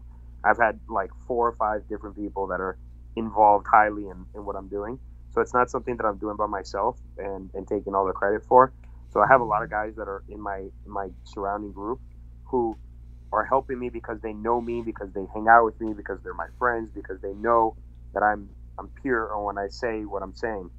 And promoting the event and promoting Major League Jiu-Jitsu is one of my future things. But as of right now, because of my age and the time I've invested in Jiu-Jitsu, my number one focus is to stay at the top of the game, to be one of the best guys in the world, And right now I feel like I am one of the best guys in the world. I know by my previous performances and the events I've been fighting and the people I've been fighting and how well I've been doing when I compete. And again, like guys like you said, like DJ Barch is saying my name, and guys are saying my name left and right, and because they know that I'm game, that I'm ready, and that I bring it. So my focus right now is to be one of the best guys in the world, but I do want to pave the way for the next generation. I have kids in this. My son and daughter, they love jiu-jitsu and they train jiu-jitsu and they love competing. I see their time invested in this as a waste. If they could have been in another sport, they probably would have become some sort of professionals in that other sport. What's the goal of becoming professional in jiu-jitsu? To make a freaking what payday, what and it's not even the payday. It's just, again, like I said, not everybody's meant to be a teacher. Like the only thing you can do in jiu-jitsu that guarantees you a living is teaching. And not everybody's meant to be a teacher. So I just want to try to better the sport and grow it for the next generations. Like I'm friends with Buchecha, and I think Buchecha is the LeBron James of jiu-jitsu, right? Yeah. And he is no LeBron James in his bank account, and it's sad, like how does this guy consistently go out there every year and perform at the heap of the game and like beat out the best guys, and sometimes he doesn't even look like he's trying. Yeah. And there's no real future for him. Well, correct me if on this too. Didn't he give up his title to Lowe? Mm-hmm. Did that have implications for the BJJ Pro if he did that? I don't know. Because that was something that I was like, oh, it's a great, nice thing to do. But then I thought if for the BJJ Pro where you're supposed to be ranked and at the end of the year they give you money, I was like, oh, you're not just giving him this. Like, what did you guys cut a deal back there? But even that, the fact that that's part of the conversation that you have to have shows an inherent problem with pay structure. All right, listen, that organization is the biggest problem in jiu-jitsu, and they should have had jiu-jitsu on television. Like, think about this: if jiu-jitsu hits mainstream television, right, what would it do for the sport? You know how many people still come into my school asking me for karate lessons? People have no idea what jiu-jitsu is. Yeah. How is that possible? We live in 2018. Hoist Gracie fought in the UFC how many years ago? 25. Yeah, 25 years later. And we still have people who don't know what jiu-jitsu is. It just doesn't make sense to me. Jiu-jitsu is the #1 martial art in the world. But it isn't known to everyone. And it's sad. That's the stuff, like, and it's not because of jiu-jitsu in itself. It's because there is events that host jiu-jitsu tournaments, and they only people that know jiu-jitsu are people who do jiu-jitsu. And it shouldn't be like that. How's bowling on national television? How's golf on national television? How is, if there's an acquired taste for all those things. But jiu-jitsu should be preached about. It should be talked about. It should be something that everybody knows. Everybody should be familiar with. Well, I think you kind of touch upon something that is kind of the goal of, I guess, this eventually. My biggest claim has always been, I think that what I want to do, my contribution, is I want to be able to get people to see jiu-jitsu on a cable sports show in the same way that you see for, it seems like months, we talk about LeBron went outside and there's like 15 different stories on that. And yet to me, when it gets to when there's Hodger versus a Buchecha, I'm like, I want to talk about that like it's the Super Bowl. I want to have a roundtable discussion. I want to have people here. I want to get people as excited about that and show people that when you're in a gym, people can't stop talking about these matches more so than other sports because there is an audience there. So that's my intent on this. Well, like I said, I feel like I have the solution to our jiu-jitsu problem in hand, and I'm inching my way up. I need more help. If people out there are watching this right now and they feel me, and they understand what I'm saying, reach out to me, send me messages. Tell me what you think. Sponsors, anybody who's willing to come out and help. I want to set an event. I have an idea for an event that if I have the right funds behind, it will change jiu-jitsu in one clean stroke. Like one stroke, it would change jiu-jitsu altogether. And it just needs the right person involved, like I said, I'm willing to share. I'm not a freaking greedy person. I just want to change the game, And I've done it, man. I've fought. I don't know how many guys have done what I've done. I don't know how many guys have fought in all the jiu-jitsu events in the world and have medaled or have placed. But I've done it, and I know every single event in and out. And I'm smart. I'm not there just competing. I'm there watching, I'm there learning. I'm there understanding what it takes to grow and to do, what these events are doing, that especially the ones that are helping jiu-jitsu, Yeah. And let's do this. I want to kind of wind down here. Are we seeing you at ADCC trials? Because my main question is this. The last time I was doing an interview and you came over and you said, listen, nobody's trying to invite me. Can we just make it clear that they need to invite you back at this point? How many times they got to win the thing, right? No, they gave me reinsurance on the last one that they would make me do another trials. You know, I've been to 4 trials. Yeah. 4. I've won 3 out of 4, and I lost one in the finals to Gary. That was one of the times I lost to him. I lost in points, and then I beat him in points, and then he beat me in EBI. So it doesn't make sense, you know. Every time I've gone, I knocked out guys that are, you know, amazing and that should be there and should get a chance to compete in this event, because that's another event that, you know, doesn't make any money and puts out a whole lot of money for a lot of athletes. And it's the Super Bowl of Jiu-Jitsu, right? Mm-hmm. But it's the Super Bowl of Jiu-Jitsu that won't last forever, because the person who's funding this won't live forever. And the minute he's not in this earth anymore, this event will end, you know. And it's sad to say that, you know. That's why I'm like, I got to get this done. I got to win this event once in my life, you know, because it's sad to know that one day it may not exist anymore, you know. And, you know, and I don't see it ever. If it goes away, there will never be one like it again, you know. So, you know, it's a matter of time. Okay, well, it's good. I'm glad that they came to their senses, because I deeply recall having an interview interrupted, right? Just so you could do an infomercial. Give me an invite. And I literally remembered being like, why is this guy doing this? No, I mean, here's the thing, and what you don't know is I keep tabs on everybody. So I literally was looking as the event ended, and I was trying to keep an eye on you. But I also do this thing where I really try to actively listen to people when I interview them. And what's difficult is sometimes you're balancing. Sometimes you're producing. Sometimes you're literally trying to connect people. Sometimes you're trying to make sure that people don't go too far away. Yeah, you're multitasking, but I really try to be in the interview as much as I can, even if I have to do other things. So I was keeping an eye on you, and I was like, all right, I got Vagner in my sight. I need to make an approach to him after we do this interview. Oh, he's coming to me. Oh, he's gonna dojo storm this interview. Okay. And when you did, you just go like, hey, everybody, I want to make my case for ADCC. You know, I get to that point where I go, well, that's what this is for, right?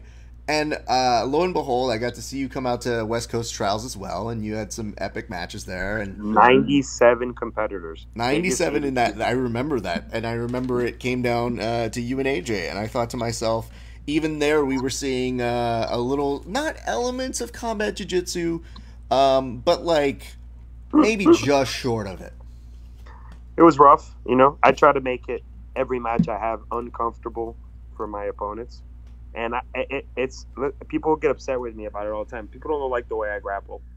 But what I say to those that don't like what I do is remember that jiu-jitsu is not a soft sport. It isn't a gentle art. It is a combat sport.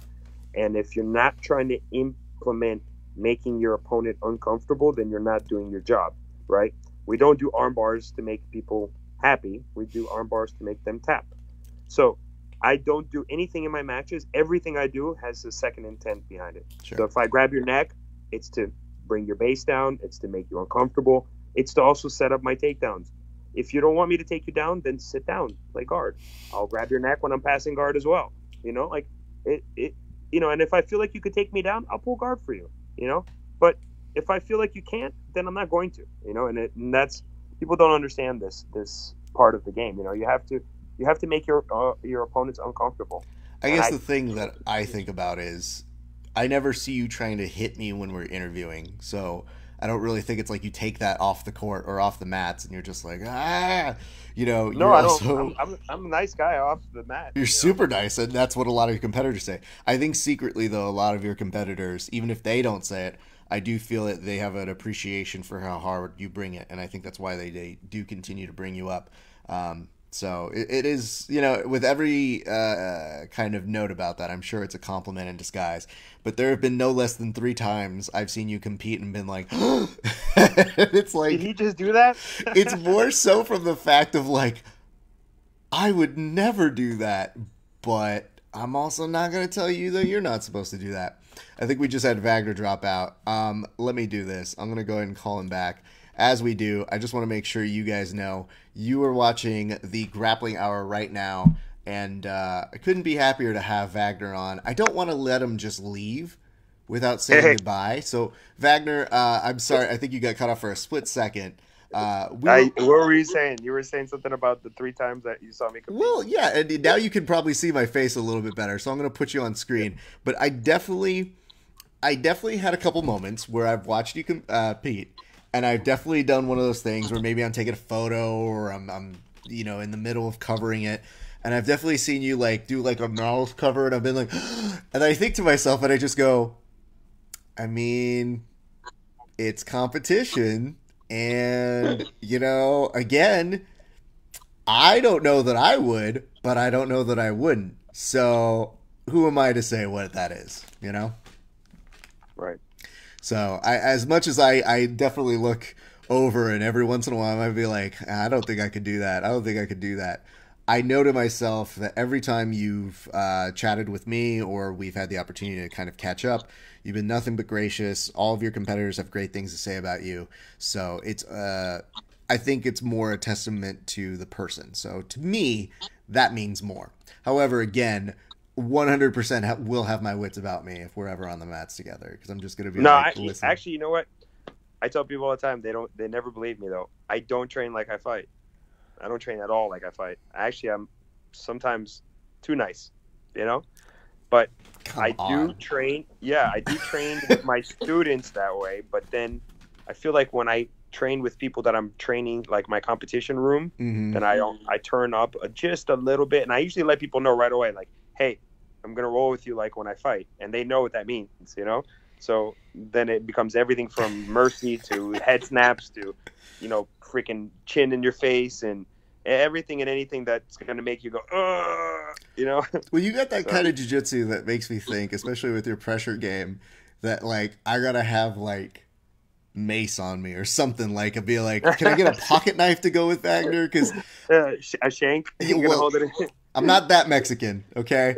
But I want to make sure that when I do have something, I just always think to myself as like a weapon of opportunity, being like, yo, if shit gets hectic, I got no recourse here. But no, I kid, obviously. I think it's pretty dope that you are continuing to pay it forward. I'm really looking forward to you and Augusto Mendez, because I do like both of your styles for different reasons. And I felt like in the past, even when you've seen like Mendez with like Eddie Cummings, he has ways of neutralizing, and he's very clever about what he does. And I feel people forget that tough because of the MMA, Yeah, he's tough, man. He's 100% tough. I got my way. I'm ready for what he brings. So I'm gonna surprise the world. My goal is to see if I can get it back. If I can get what he did to me, I can get it back on him. 100%. That will blow the world. Well, then we got to do it a third time. So yeah, you have to do it, because I'd watch it a third time. I don't want to just beat him. That's my goal. Vagner, can we do any solids for you? Can we shout out any sponsors that take care of you, sir?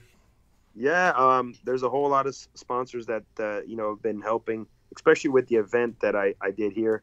I have my main no-gi gear and gi sponsor, Senso Jiu-Jitsu.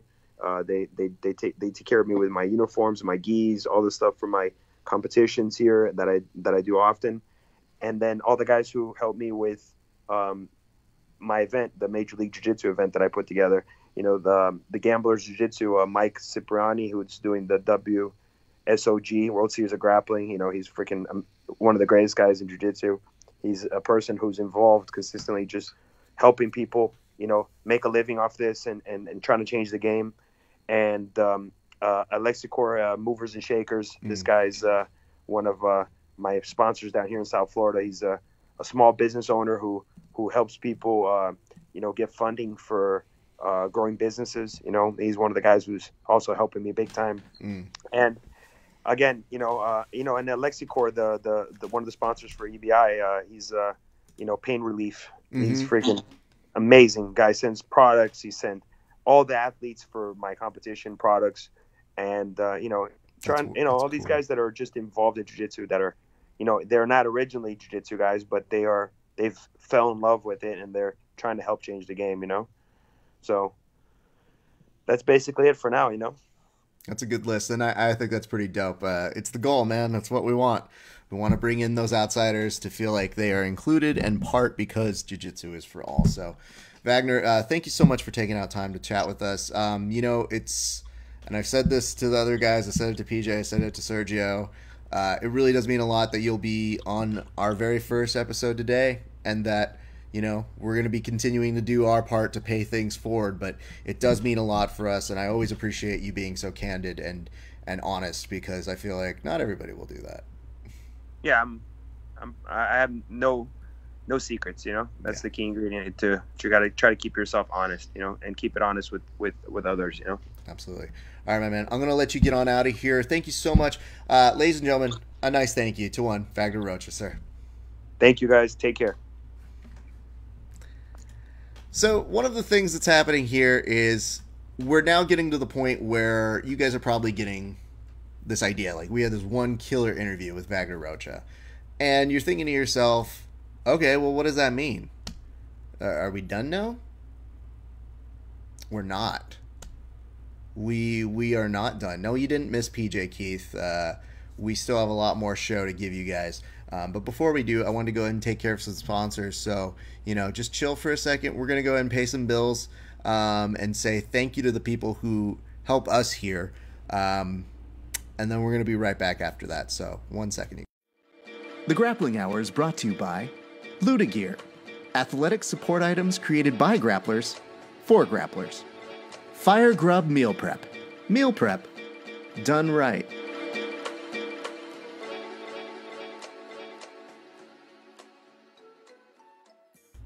Okay, so one of the things we should probably discuss is a big thank you to both Fire Grub and to Luda Gear for being the very first sponsors to come in on a show that really didn't exist until right now. We've been doing some test shows over on Verbal Tap. I tend to do a lot of Facebook Live interviews. I tend to do a lot of in-person, a lot of in-person interviews over at a number of events. And one of the things that Vagner brought up that I think is a really important trait that means a lot to me is making grappling appear like something you want to see on television. In my dream, I would love to see grappling appear on a sports news show. I would love to see it as its own sports news cast. But I understand there are steps to get there, and as somebody who's worked in television before, you know that it's a tough sell. You got to make it appealing, and you got to understand what the liabilities and the drawbacks are. And we have a few. Not to say that we're a bad sport, but it just means we got to put in work to make ourselves more available to the everyday person. So for me, I have this dream of making it be something that we see on cable sports. And I always felt like our interviews were things that people enjoyed. I think they're unique. I think they provide a different style than maybe most other people doing.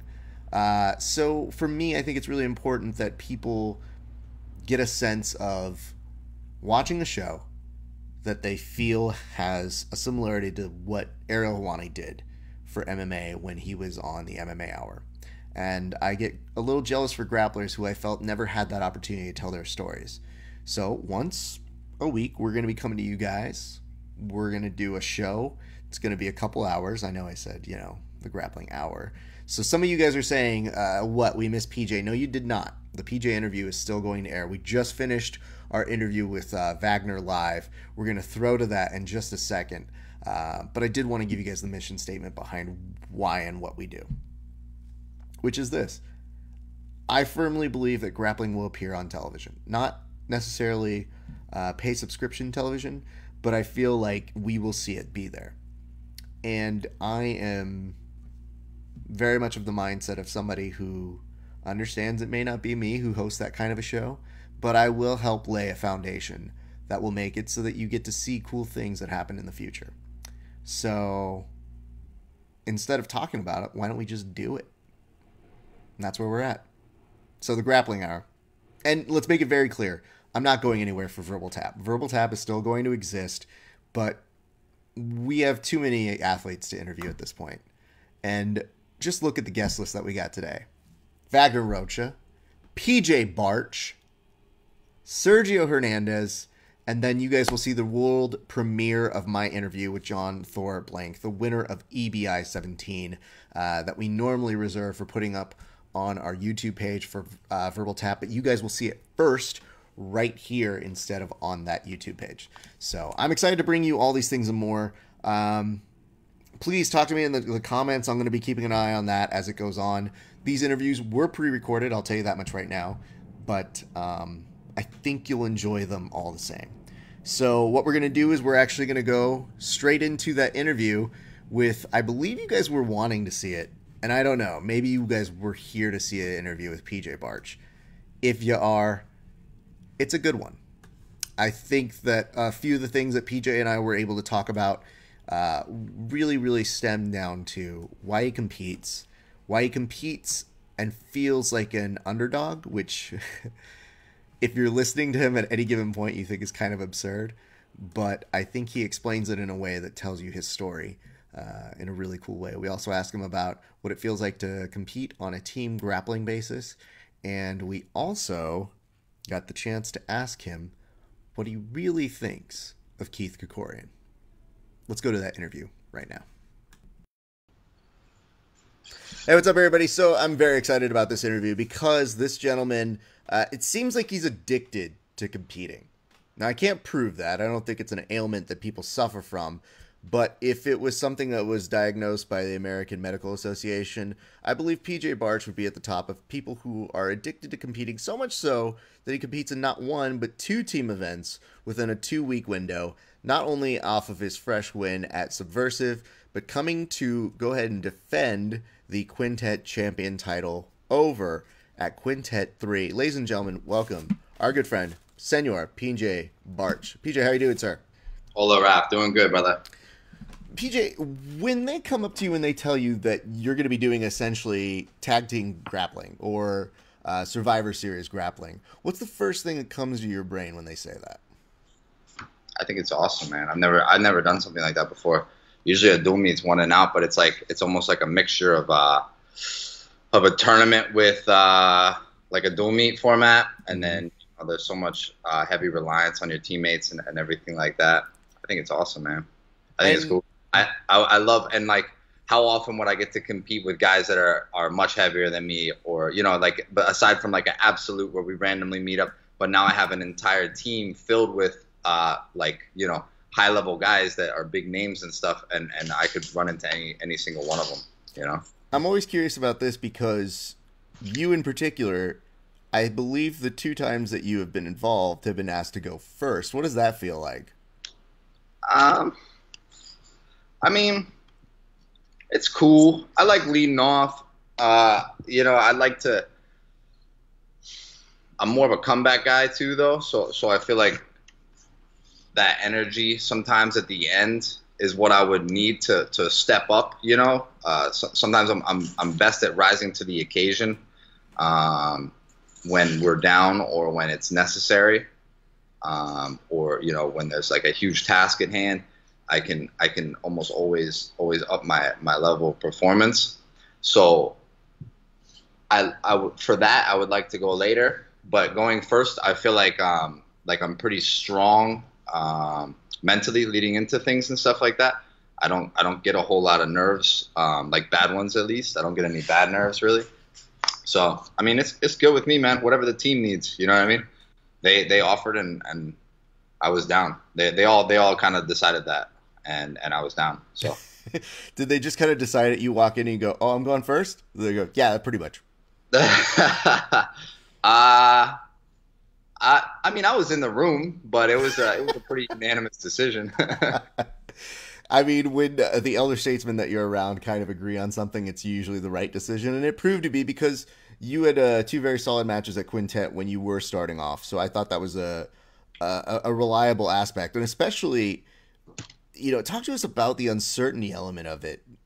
You said that you'd never really competed anything like this before. Even with your wrestling background, it was more individualized. But in this particular element, What did that feel like as you were approaching it in terms of, how are you prepping for it? How are you mentally gaming for that sort of system? Well, obviously, you're gonna pick the standouts and want to look at them and see what they're best at. In case you run into a guy that is your level or better, and be able to like at least game plan a little bit for those guys.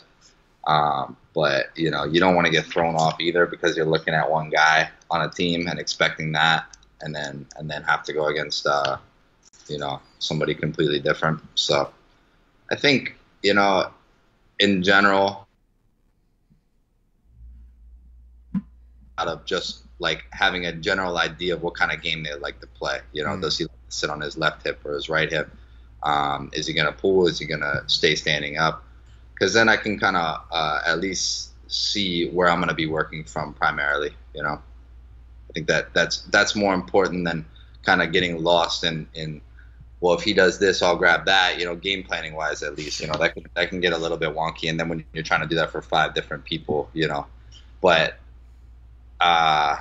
it's fun, man. It's fun for me, and I'm sure it's fun for everybody that's watching. I think it's super cool. I think, and I've gone on record in saying this a number of times with different people we've interviewed, but I really do feel like that was the most unique and fun thing we've seen in a bit. Just because if you have a team that you're rooting for, it is easy to get lost in it, and it's also easy to get lost in the aspect of, man, there's a lot of things going on here. That first round for you guys pulled out a true sense of grit for the entire team, and everybody had some sort of major contribution to the overall win at the end. Yeah, I'm really proud of those guys, man. I feel like honestly, I did some good stuff in my both my matches, and it wasn't, they were tough guys. I don't feel like I was as prepared as I am this time going in. For a number of reasons, but this, those guys really fucking, excuse my language. Those guys really put it together, man. Like between Amir and Adam, Gio, Boogie, everybody had their shining moment where they really stepped up when they needed to, and that was the coolest part about it for me. That's cool, and you can curse. We allow that. I know you're a good-natured guy, and I'm sure you try not to, but the East Coast is strong in you, and it's hard to not curse, I'm sure. I curse a lot, and I apologize for it a lot. I don't know if that's the coolest way to do things, because I curse a lot in class, and then I look around and I got like 2 16-year-olds and like an old man or something, and I just want to be like, oh shit, here we go. But yeah, I'll say this, the way I grew up with sports was people were cursing, and it's just something that comes. It's a natural reaction, and I've always told people, I'm like, especially as a comic, you can work clean and you can not curse, that if that's your thing, but don't make it be unnatural. Like, that has to be you. If you're somebody who curses and you're full flarn, it just doesn't work right, which is why half the time when I am making fun of your good friend and somebody who I know named Keith Kokorian, and he's just like, oh boy, and I'm like, you're not using real people language, but you're a child, but that's fine.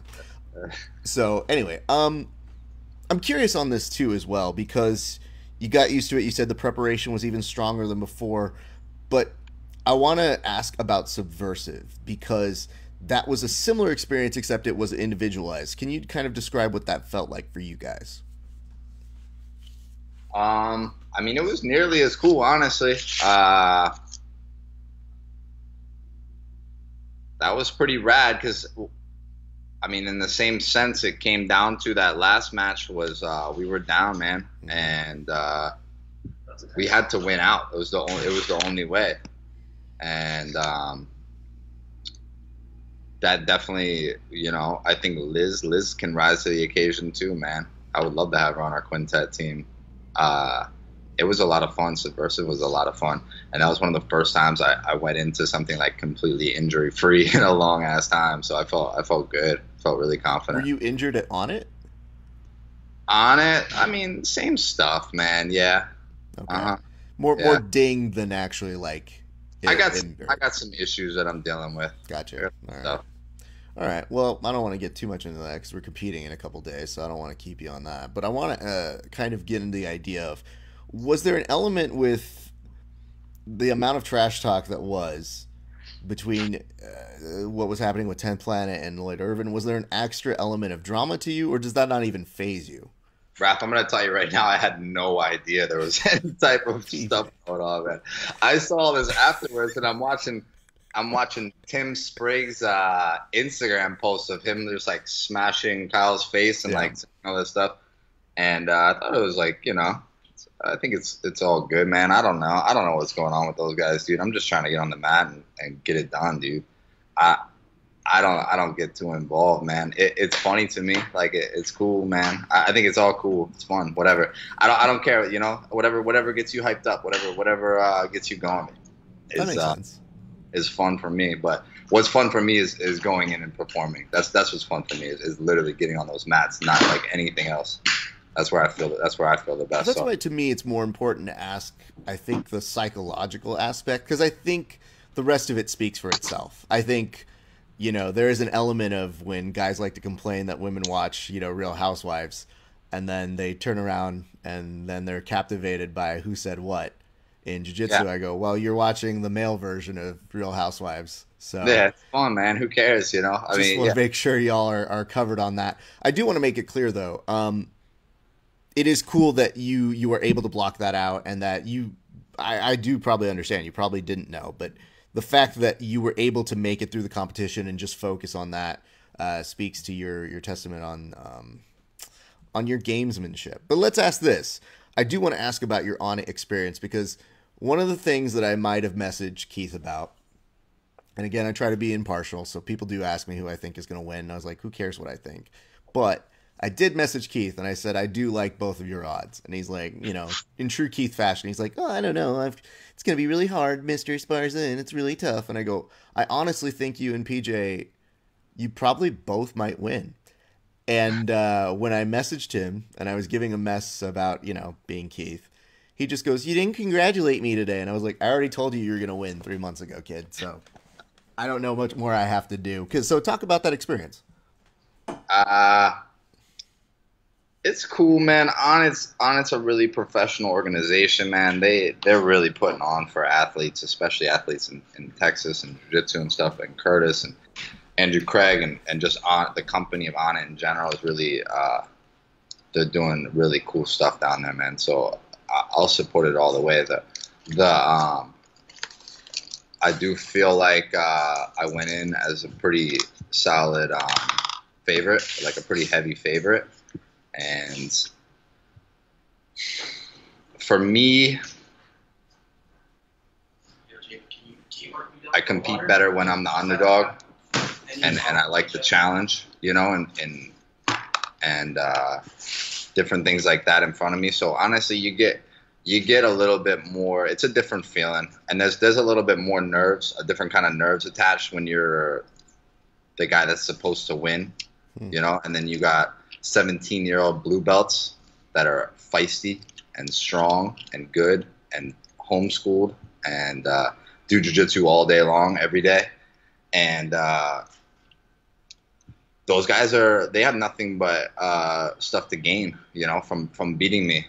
And, I just have to remain professional and just trust in the technique and the work that I've been putting in, I think it's a lot of fun though, man, competing at like a 10th Planet gym that is that professional. Between that and EBI, those two are so sick to me, because they're definitely like high level promotions that are run by 10th Planet affiliates. It's interesting that you mention all of these things.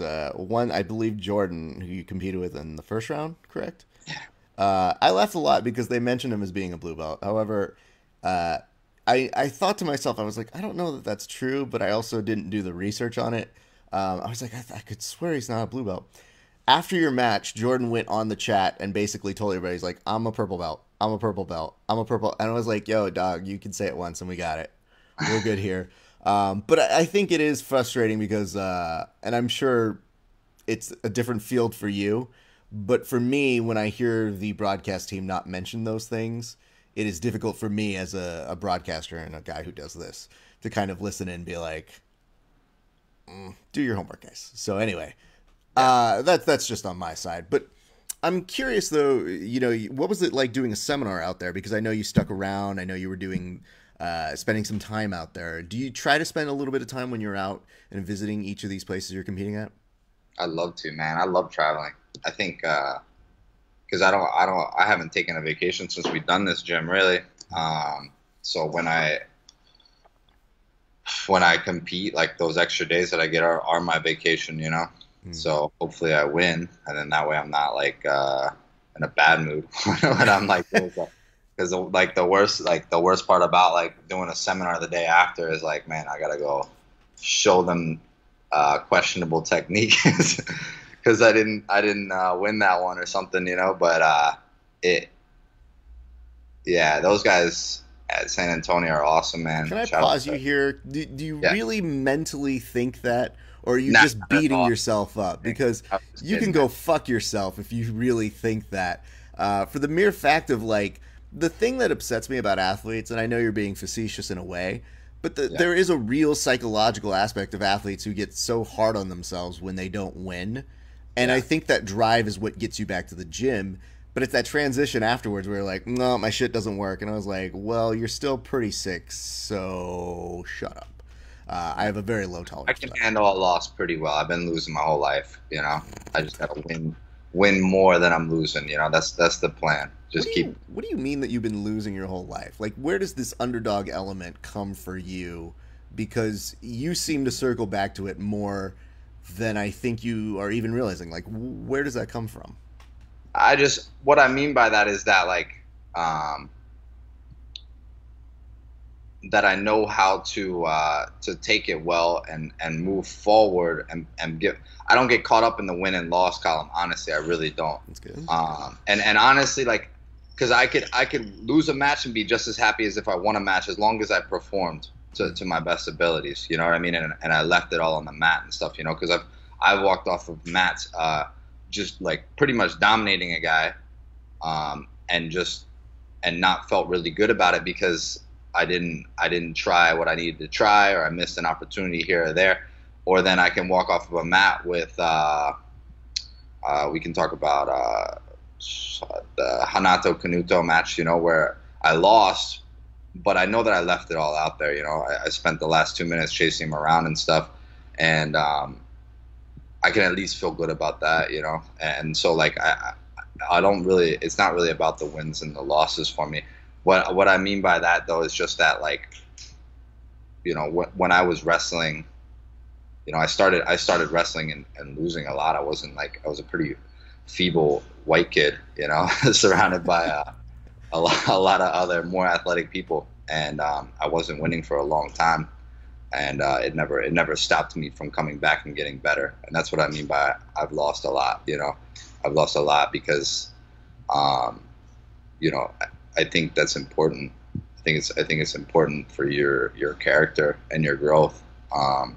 Because if you're just winning and then you're a black belt and then you lose a couple times because whatever happens, they don't know how to handle that, you know. And you gotta figure out a way to handle it. But for me, it's not a big deal. It's just something that I need to get back in and fix. And I've done it before, you know. So, and it took me years because I was new to it in wrestling, you know, and I had a lot of things to fix, but now I have a lot less things to fix. So that's just what I mean by that. Cool. And I'm glad you mentioned that, because I feel like if people are just coming on the journey now for you, and again, I think it's easy to forget how many new people come to jiu-jitsu every single day. Like, we are a growing sport. If they were to just hop on watching you and seeing you compete, they might just see the success of the fruits of your labor and may not even understand why it is that you would be like, well, you know, I came up with this mentality, and they're like, well, I never saw that. Yeah. People like, you know, because I have to remind my students and different things like that like, because I came in pretty quick and got my belts pretty quick and won a lot. And people think it was a pretty easy journey for me, you know, but it wasn't. This started um, well before I found out what 10th Planet was, or Sport Jiu-Jitsu, or sub only, or any of this stuff was. That's cool. I'm glad though that you're able to channel it into a much more positive direction, and more importantly, you know, there is something to be said about considering yourself the eternal underdog, because some people, they really do perform like that. You really, honestly, you don't know how a person will perform consistently as much as you game plan for it, because you're just like, well, they need this to power up, and this is their Hulk out kind of a thing. I did want to ask about the whole Canuto situation. I mean, can you tell us from your interpretation what happened at Kasai? Because I know what I saw, and I know what I think happened. But go ahead. Yeah, I mean, dude, Hanato's fantastic, man. Just to lead off, he's really good, and I don't think he can really wrestle.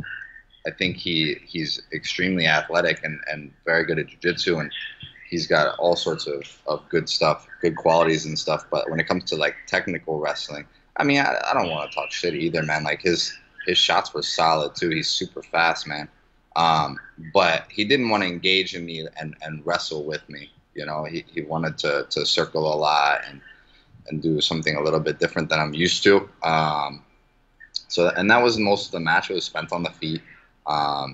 He got a point for that near takedown, which even to me is questionable, because I had an underhook, you know, that I was coming up on pretty solid right there. But you know, if they want to give a point for that, that's cool, man. I'm into it. That's fine. And then I have the one that's like a little slide by right there, and you know, I would say that that's just as questionable as his, probably. But you know, if you're gonna make one questionable call, you should probably make two, and it ties up the score, and then we can have a match. You know, and for me, that basically means that I don't have to overextend myself. When I'm down a point and there's 2 minutes left, and I need to make moves, obviously I'm not going to be able to set things up in the same way, or show the patience that I tend to have when I'm in a match or performing, you know. And so I got to overextend myself. And so from there on out, I mean, dude, he should have got points for taking my back, I think. I mean, probably. I don't know. In the one case scenario where I'm down and he puts the hooks in and I'm trying to shake him off, that's probably points. I don't know. I don't do a whole lot of points tournaments, so I don't know. But I would have gave him points, you know. But that also, the whole pace of the match changed. You know what I mean? I wouldn't have done that shit, you know, and I wouldn't have been taking shots with him 4 inches from the side. How am I supposed to drive into a guy that's standing on the edge of a mat? You know what I mean? And then there's chairs and judges on the side and stuff. I mean, you could. I don't know how. I did with Victor Silverio. That guy, he wanted to punch me in the face when we got up, but you know, I'm not getting points for that, and I'm wasting energy. Yeah. You know, so that's what happened. I think, you know, it could have been a cleaner match if it would have been tied up, or like, you know, the points would have went a little bit more evenly right there. You know, but that guy's fantastic, man. He never stops moving. He's so fast. I'd love to run that back for sure. Awesome. I would love to see that match again. And again, I don't think anybody would mistake you ever, you know, saying shit about him. I don't think that you and him at all in what you guys were saying post-match or doing that. You know, there was no animosity really between you guys. It's more so whoever is judging this. And we recently had Rich Byrne on our podcast for Verbal Tap, and he was saying that they're actually doing some modifications to the rules. I don't know that it's necessarily in response to you per se, but maybe some other sorts of complaints. And Rich was saying that they will now have one American ref as well to come in as part of their judging crew. That's cool. Yeah. So, again, one of the things I do appreciate about Kasai is, especially after hearing Rich kind of explain their perspective, is they hear the feedback and they want to make adjustments. But again, Rich had great things to say about you and everybody who competed in that. So I feel like that's great. Would we see you in a Kasai again potentially? Yeah, I hope so. Okay. I haven't heard anything from him leading up to this one. Well, I think what happens is they probably saw that you were competing in like 9 different things in the week, and they go, maybe we should let him have this one off. Yeah, the thing that yeah, I think it was a week. I think it's a week after the ADCC trials on the East Coast. So it's cool, man. I can zero in my focus a little bit more on ADCC trials, I guess. But yeah, competing a lot for sure. I would be surprised if they didn't call you back. More importantly, I also want to apologize. So Canuto, I was in Vegas, and I had the opportunity to train with him. And I feel like I'm indirectly responsible for this because when he asked me to roll with him, he's like, hey, man, do you mind rolling no gi? I got Kasai coming up. And I looked at him and I said, I offer you nothing, sir. But sure, I'll do it, And I believe my inactivity may have adjusted the way he normally competes. And he might have gotten used to being like, those guys over on the West Coast, they roll like rafts, so they'll be super lazy. So I feel like that's really my fault, and I'm apologizing for that. I'm sorry. Okay. That's cool. You got to roll with him now. Well, I'll tell you this much, though. I've never felt shoulder pressure like his from somebody his size. It was definitely – he has a very solid game, and fortunately he didn't flip on me too many times. But afterwards, I was just like, well, you're a different beast into yourself, sir. That flip is so sick, man. It is really sick. So I would look forward to whoever's listening to this who puts together fights and matches and that sort of a thing. I would definitely say we'd love to see that again. Perhaps maybe in a sub-only format. So, we'll see. Your nodding means that, yeah, you don't got to say nothing to me, man. So the one thing I did want to know about the Onnit thing, maybe Nogi Worlds, just so you know. I mean, he's the returning Nogi World Champ, and I'm planning on competing in December. So, if we got to do it that way, by the book. I mean, that's his format though too, So I'm gonna have to take him on this format. He's the returning Nogi World Champ.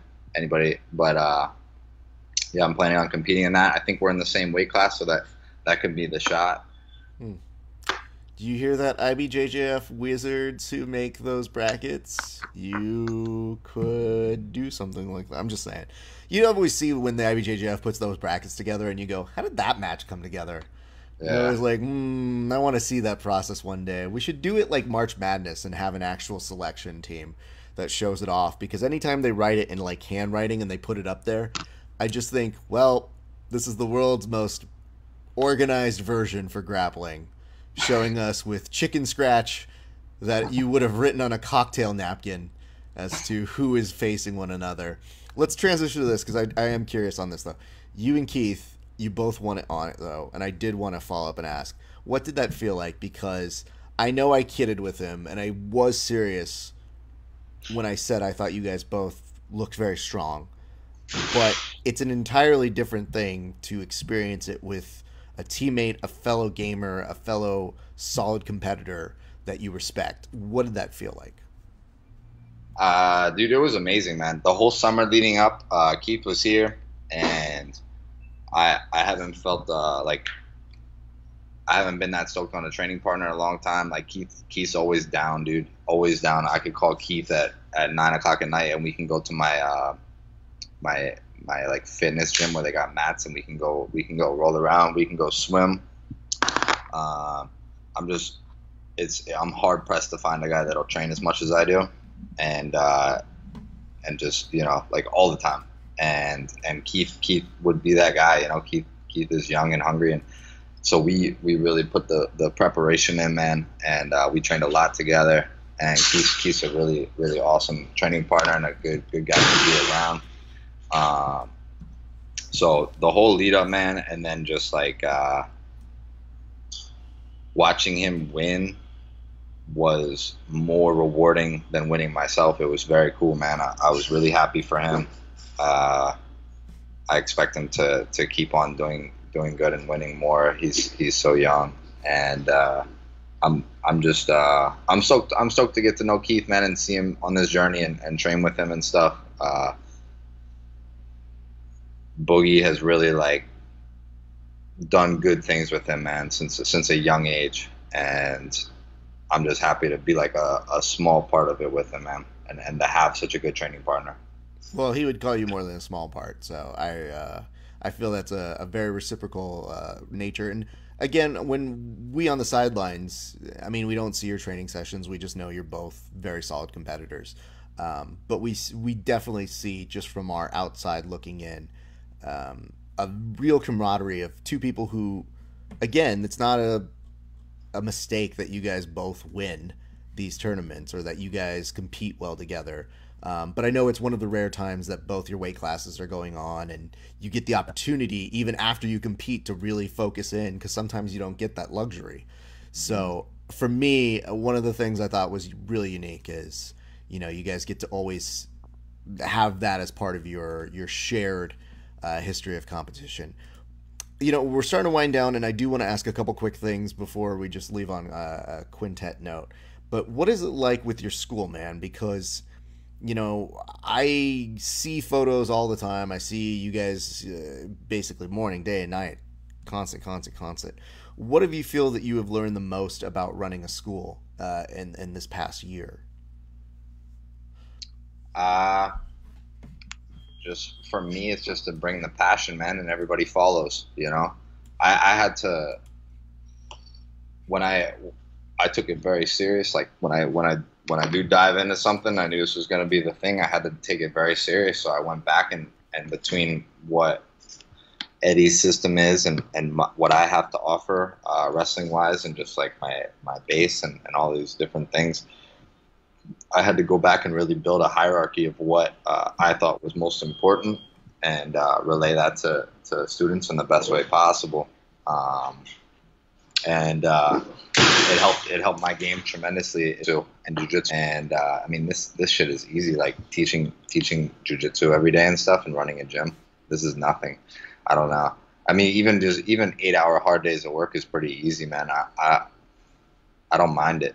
I don't mind working all day. I don't mind getting up early and working until late at night. None of that shit is new for me. I come from a pretty hard-working family, so I mean, as long as you're passionate about it, and I love this, and I love wrestling, and I love competing, and I love the fact that I can watch a new video every day, that I learn a new technique and freak out on a little detail here and there, and I get to show these guys about it and stuff, man.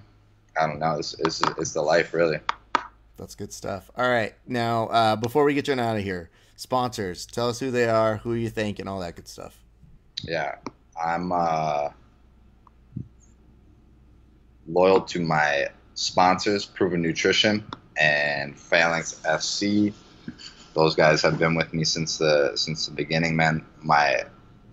The guy who runs Proven Nutrition is right here with me at Spring Valley. He's one of my students, man. He puts together like amazing products. He spends all day trying to figure out literally like what the best stuff is. There's no bullshit in anything that he does. The reason why I love him and I love his company, because it's zero bullshit, and I'm allergic to that shit, like any type of bullshit.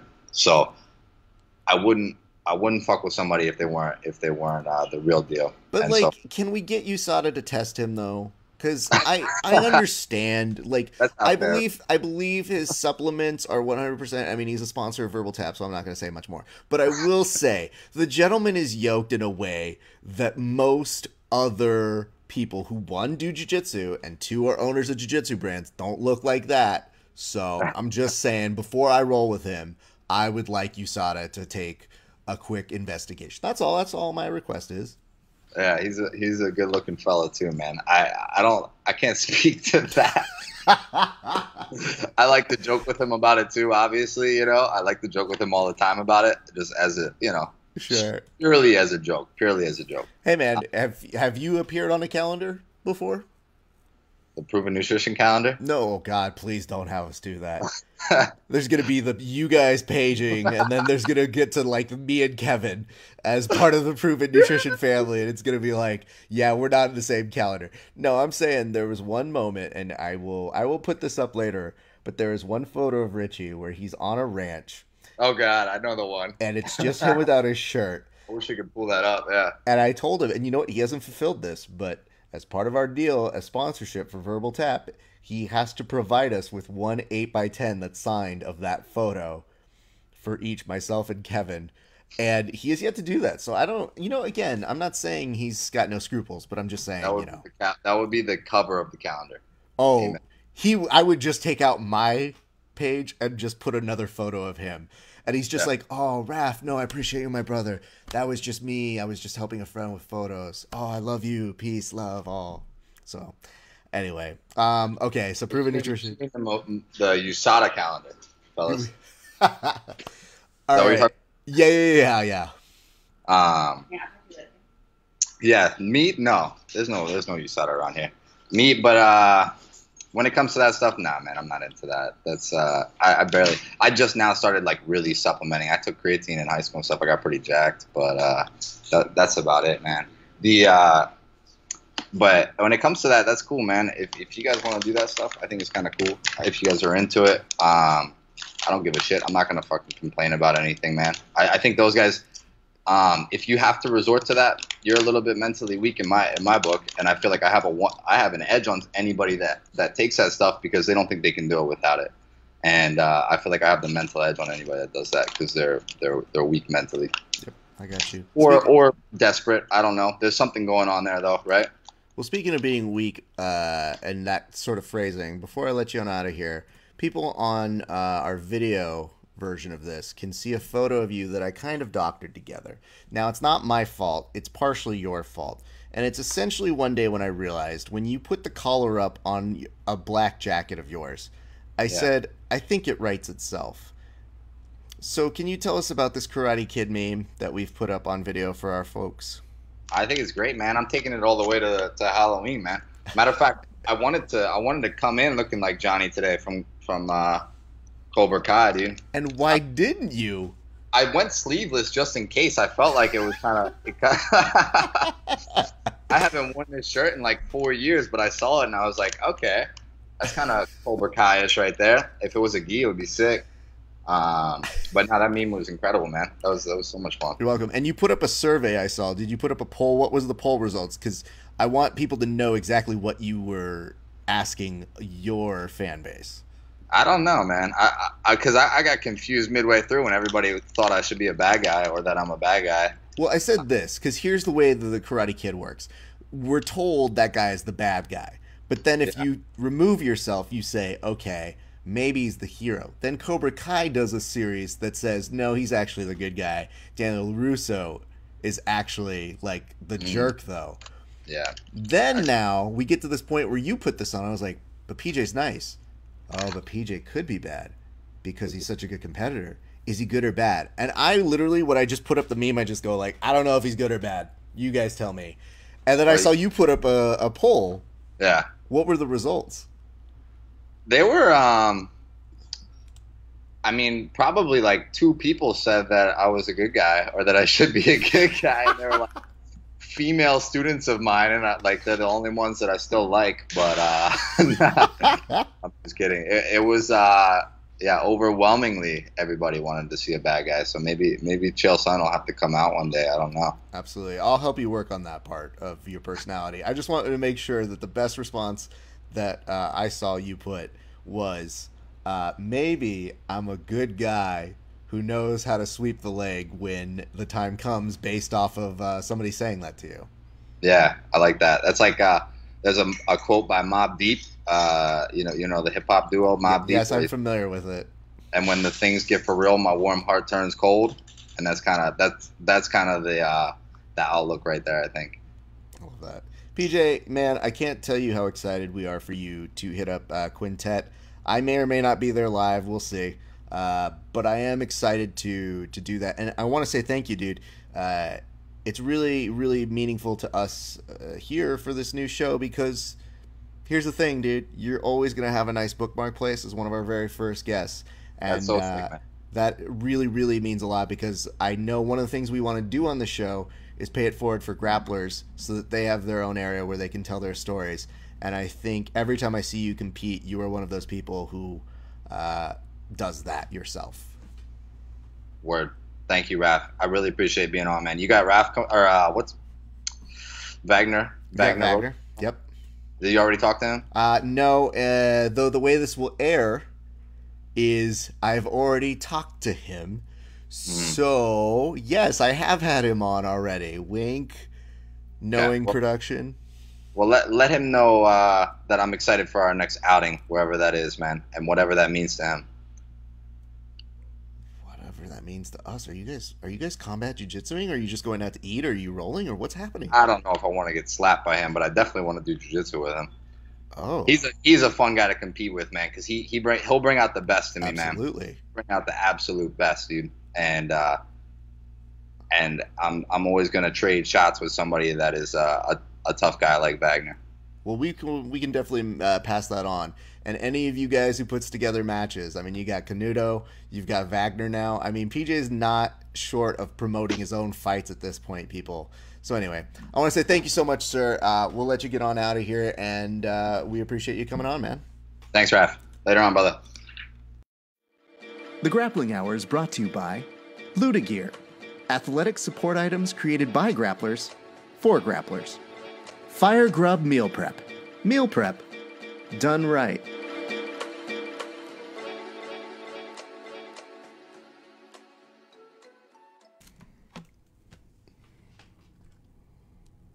Hey, we did the sponsor drop in right now, and it was my intention to, like, you know, I had the fire grub. I was going to, but I tried really hard to space out the amount of food I was supposed to eat while the interview was playing. I didn't do a good job. So, my apologies to Pablo. I tried to eat it on air, and I tried to, like, say, like, hey, maybe you guys should enjoy this super good Southwest chicken bowl. Yeah, it's got chicken thigh. Damn.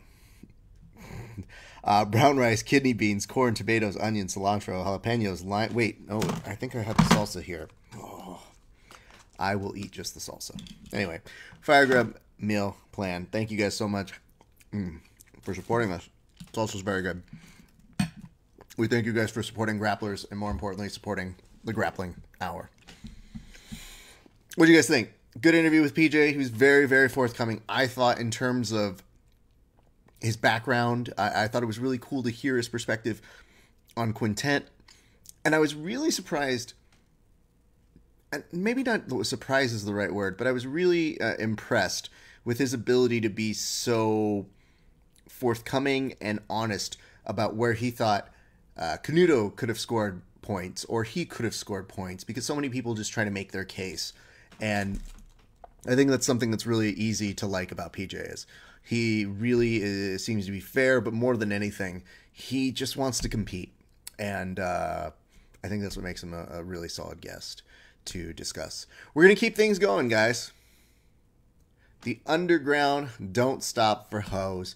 We continue on with an interview that I'm super stoked for you guys to get to see, conducted earlier today with our good friend Sergio Hernandez. So just so that you guys know, if you are interested in competing over in Marietta, there's 10th Planet Marietta is going to be doing a super good competition for white belts, blue belts, purple belts, and it is $40 double elimination. It's for kids and adults, and as a showcase, they're going to have their own team grappling event. This is really cool. If you guys want to find out more information, you can go, I believe, to ussgl.com, but it is the Cali Kumite.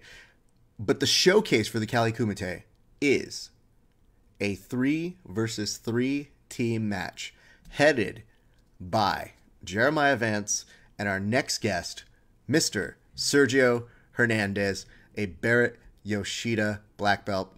I think you guys are going to enjoy this interview. Let's go straight there right now.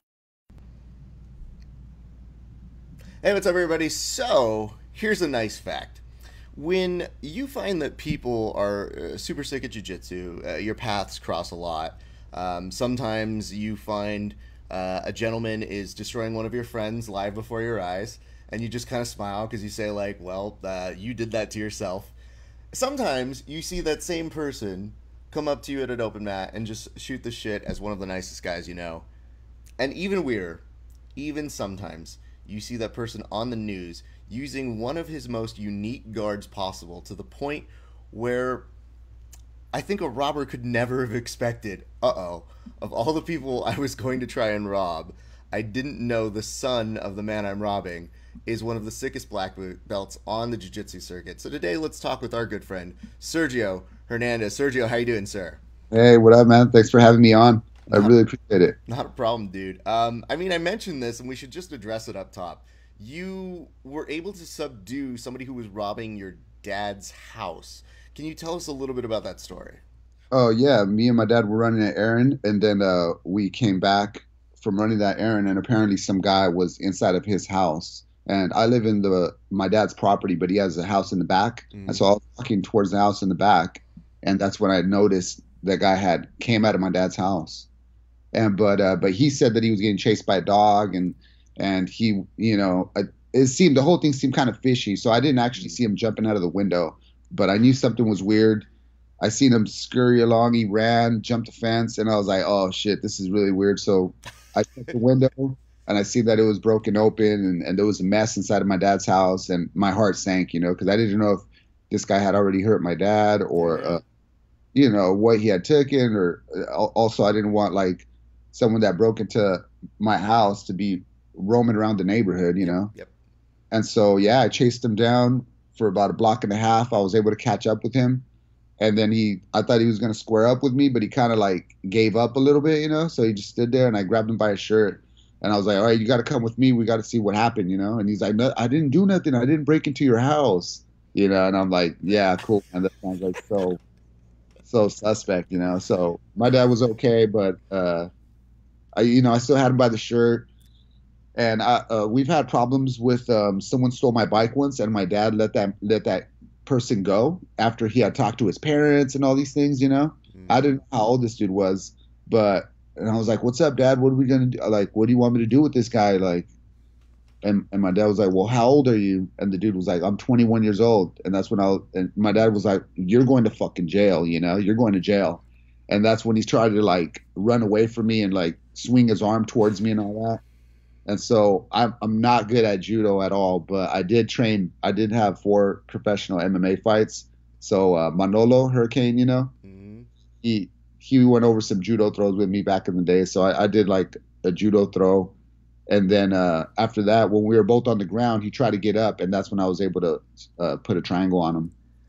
Okay, and I, as someone who is familiar with your work, when I saw the angle that you had with this gentleman that you were subduing, I just go, he's experiencing what so many people have a difficulty with you who are also super good at jiu-jitsu. And I just thought, this guy had to be like, oh, is he going to jiu-jitsu? What is this? And I know it's affectionately referred to as Sergio Guard. Is that correct? Yeah. Barry suggested I call it Sergio Guard, and of course I was super tentative about it because it's just kind of weird, But he said that's the best way for people to, like, in the future, to be able to know where that position came from, Yeah, I mean, it's difficult to get used to branding, especially if it bears your own name. For a long time, I didn't necessarily think, and I was talking with people who make memes, for a long time, I didn't necessarily think I should put myself as somebody as like a recognizable face. I would make the meme and just let it go. And right. I have a policy which is always, if I make fun of you and I do a joke, it's a joke that I'm going to do to your face. So you might as well just know who I am. And there are a lot of guys who like make memes, and you'll be like, oh, do you want to show your face? And they're like, no, don't show me. And I'm always like, I like the personal accountability so that you can come find me. I'm not hard to find. But I do feel like that part of the reason people feel that way is because of the branding. If they recognize you, they may be like, oh, Sergio Guard. And I don't know like a ton of Sergios who do that, so why not? Exactly. Yeah, and I think it's a pretty unique position, and it's actually still developing, and I'm finding new entries into it, and I'm finding new submissions from that position, And so I hope, 5 years down the line, I don't want someone to just call it some other thing, you know what I mean? And And I mean, if my master thinks that I should get credit for that position, then that's what it has to be, you know, just out of homage to him being my mentor and my teacher. You know, I wanted to get the proper recognition. That's a good perspective. I don't think many people have any issues with Barrett Yoshida to begin with, and let alone don't think he's got a good sense of what's been around in jiu-jitsu. So Yeah, exactly. Yeah. I mean, and again, I want to make sure that people understand this. My biggest familiarity with your particular game is because one of my good friends, Eric Medina, has had matches with you. And, you know, we were just talking off air how I say normally if I'm covering the event, I try not to coach. But Right. there was a particular moment when you got Sergio guard on him. And I was like, I remember photographing very distinctly and looking over and being like, yeah, Eric, you're on your own. I got nothing for this, dude. I've never really put in that position to begin with, just because I don't think people really try that sort of a guard a ton. And if they Yeah. do, they're not as resourceful in terms of keeping, say, a crucifix or transitioning to make it a triangle or an armbar or like you literally, I think at one point had Eric in about 3 submissions, and I was just like, escape one. Yeah. Yeah. Yeah. So, Those are submissions. I hope that more people use it in the future. That's my goal. That's like what I feel like I would have contributed something to jujitsu. You know, jujitsu is giving me so much, and I feel that way about all the other different art forms that I do. Um, like, and it's for most humans. You know, you just want to feel like you're able to contribute something to the world. You know, and of course, jujitsu is a microcosm of that. You know, I want to feel like I was able to give something back to jujitsu, and I was able to be a part of the story of jujitsu. You know. well, I mean, the nice part is you've already proven that jiu-jitsu works in the streets. So, you know, now if anybody ever says like, I don't know that's going to work in the streets, it's like, well, I have news clippings, so you're welcome. Yeah, I'm always surprised how many people don't know what jujitsu is. Like, because that video came out, I only travel in my small little subcultures, you know. And so people were like, "Yeah, you had that guy in some weird little thing. What is that?" And I'm like, "What are you talking about, dude? There's like jujitsu on MMA, there's jujitsu UFC, there's jujitsu all around us, you know. Like, so it was kind of cool to bring some attention to the sport and to the art, you know." Absolutely, dude. And I always geek out when I know the people and I see them get some well-deserved attention, you know, because so much of what we do in the sport is trying to bring attention or find ways to make people interested. And there's no better way to get people interested than to say, you know, in one of the worst scenarios you can imagine where somebody might be victimized or somebody might be hurt, you know, you're able to subdue it in a way where nobody really gets hurt and you don't let somebody get away, you know? And I think there's a lot of what we try to teach as the best of jiu-jitsu in what that was. Yeah, for sure. And hopefully, I think the most beneficial, and I think the Gracies are doing it, is to get the law enforcement involved. Absolutely, yeah. You know, like it would be cool if every single police officer was a blue belt, you know? Yep. These guys have the toughest jobs in the world, you know what I mean? And if you're dealing with someone that's unarmed, but he happens to be physically bigger than you, and he's trying to beat you up, and all you have is a gun to protect yourself, it seems like you're going to have to use your gun, you know? Yeah. Yeah.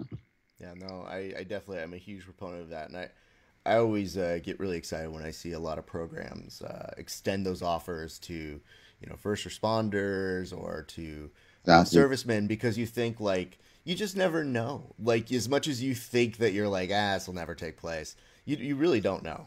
I never thought I'd have to use jujitsu in real life because I'm pretty calm dude, you know, and I'm very like, I let a lot of things slide. And even if someone's being slightly like annoying me or offending me, I don't get worked up about it. You know, I try not to get worked up about it.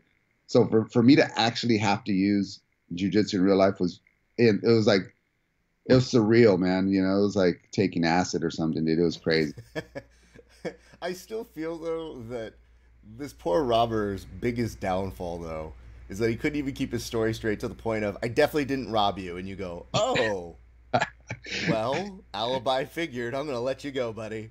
Yeah, for sure, man. He looked so suspect, dude. It was funny.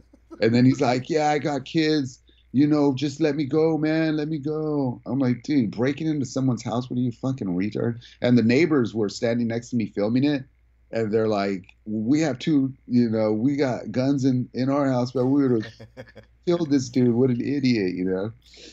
So What were some of the responses you got? Because again, those things are kind of anomalies. There are those moments that people who are outside of the culture suddenly become immersed in it for a little while.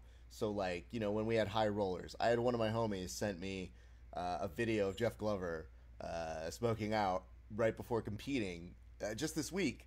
And it was just like, did you see this? As if I wouldn't have seen it for a number of reasons. And I was like, oh yeah, that was pretty dope, It was amazing, dude. I thought that was awesome. But for you, what were some of the responses that maybe caught you by surprise? Because that's a way bigger net. And like you said, you're used to your own kind of smaller world. You live a great place in San Diego. It's super chill there. But you got a lot of recognition there. Yeah, I mean, most of it was positive. A lot of my friends were just making fun of me because I had my slides on and had my Adidas like on and the white socks and stuff like that. And so that was pretty funny. And also I had just like, I usually have like my hair grown out, but at the time, I forget, I just felt like shaving my head. And so it became like, I think it even got more popular because I looked like a cholo or whatever, you know what I mean? Like, because I'm Mexican, I had a shaved head and I had the slides. I didn't even know I had the cholo costume on that day, man. And so it was pretty trippy that everybody was like, oh, the cholo that caught the robber, It was pretty cool. I thought that was awesome, That would have been great if afterwards they'd interviewed you and you would have been like, "No, fool, I'm not a cholo, man. Like, this guy, he like ran away from me and then I like got him and like I finished him. No problem though, fool." Yeah, that would have been. They would have been like, ooh, stereotype perfectly. Ascribe to everything we want for news. I find this so interesting because I was so happy for you. I was glad you got the attention. I was hoping maybe that kind of spills over to your gym and stuff like that because anytime I see something like this, I always think like, let's get those people while we're in. So yeah. A lot of people signed up to gyms. I think after that, they hit me up and were like, "Hey, man, I signed up to train." Dude, that makes me feel so much better. All right. Let's transition a little bit because I know you've got something really, really awesome coming up. It's the Cali Kumite. And Drew and I are always in touch about like different things he's putting together or different things he wants to see. And he told me, he was like, what would you think about another match between Jeremiah and you? And I said, I would watch that anytime. You guys have very particularly creative kinds of games that makes it so that when you get people like me who have to be asked, like, who do you think's going to win? I'm like, I don't know. Yeah. It's really on a number of things. So he told me that you guys were going to have a third match. Second match. Oh, I'm so sorry. I thought it was the third match. No, this is the second one. We trained or we rolled together at in Las Vegas at a seminar.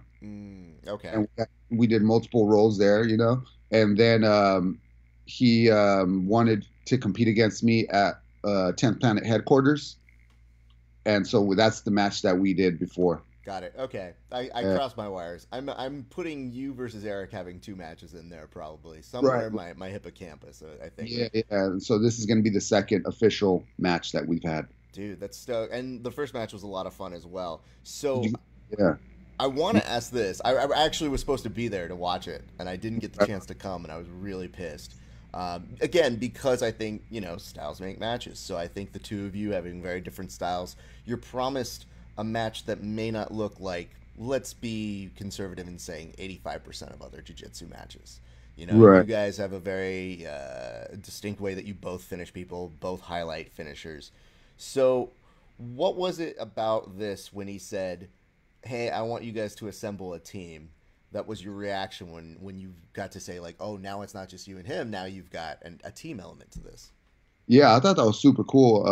And also I wanted to have my teammates, represented as well, and so having two of my friends there competing with me, it's kind of really cool. I love that idea. I've never done that before. So any rule set is interesting to me.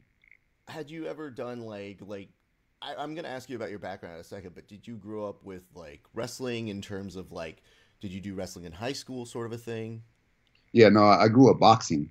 Oh, okay. See, because the most like-minded people for this team element are people who say that they used to have meets with other teams. So wrestlers, to them, this like team element is not necessarily new, but it's something that they say like, oh, it's cool to see this now in jiu-jitsu.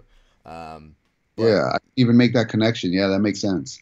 so like for me, I just know that when I watched Quintet the first time, I was like, well, Craig Jones, he's a hack. We'll get through this second one.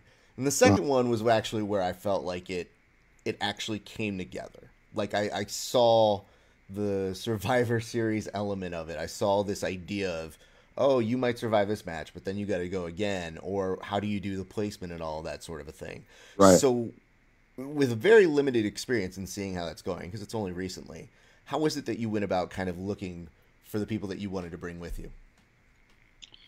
Man, it was a pretty wild ride, man, because so many people wanted to be involved. And then I initially wanted Master Barrett involved. It was just so much back and forth, man. I'll spare you the details, but it's going to be Ed Kang and Ryan Fortin that are going to be up.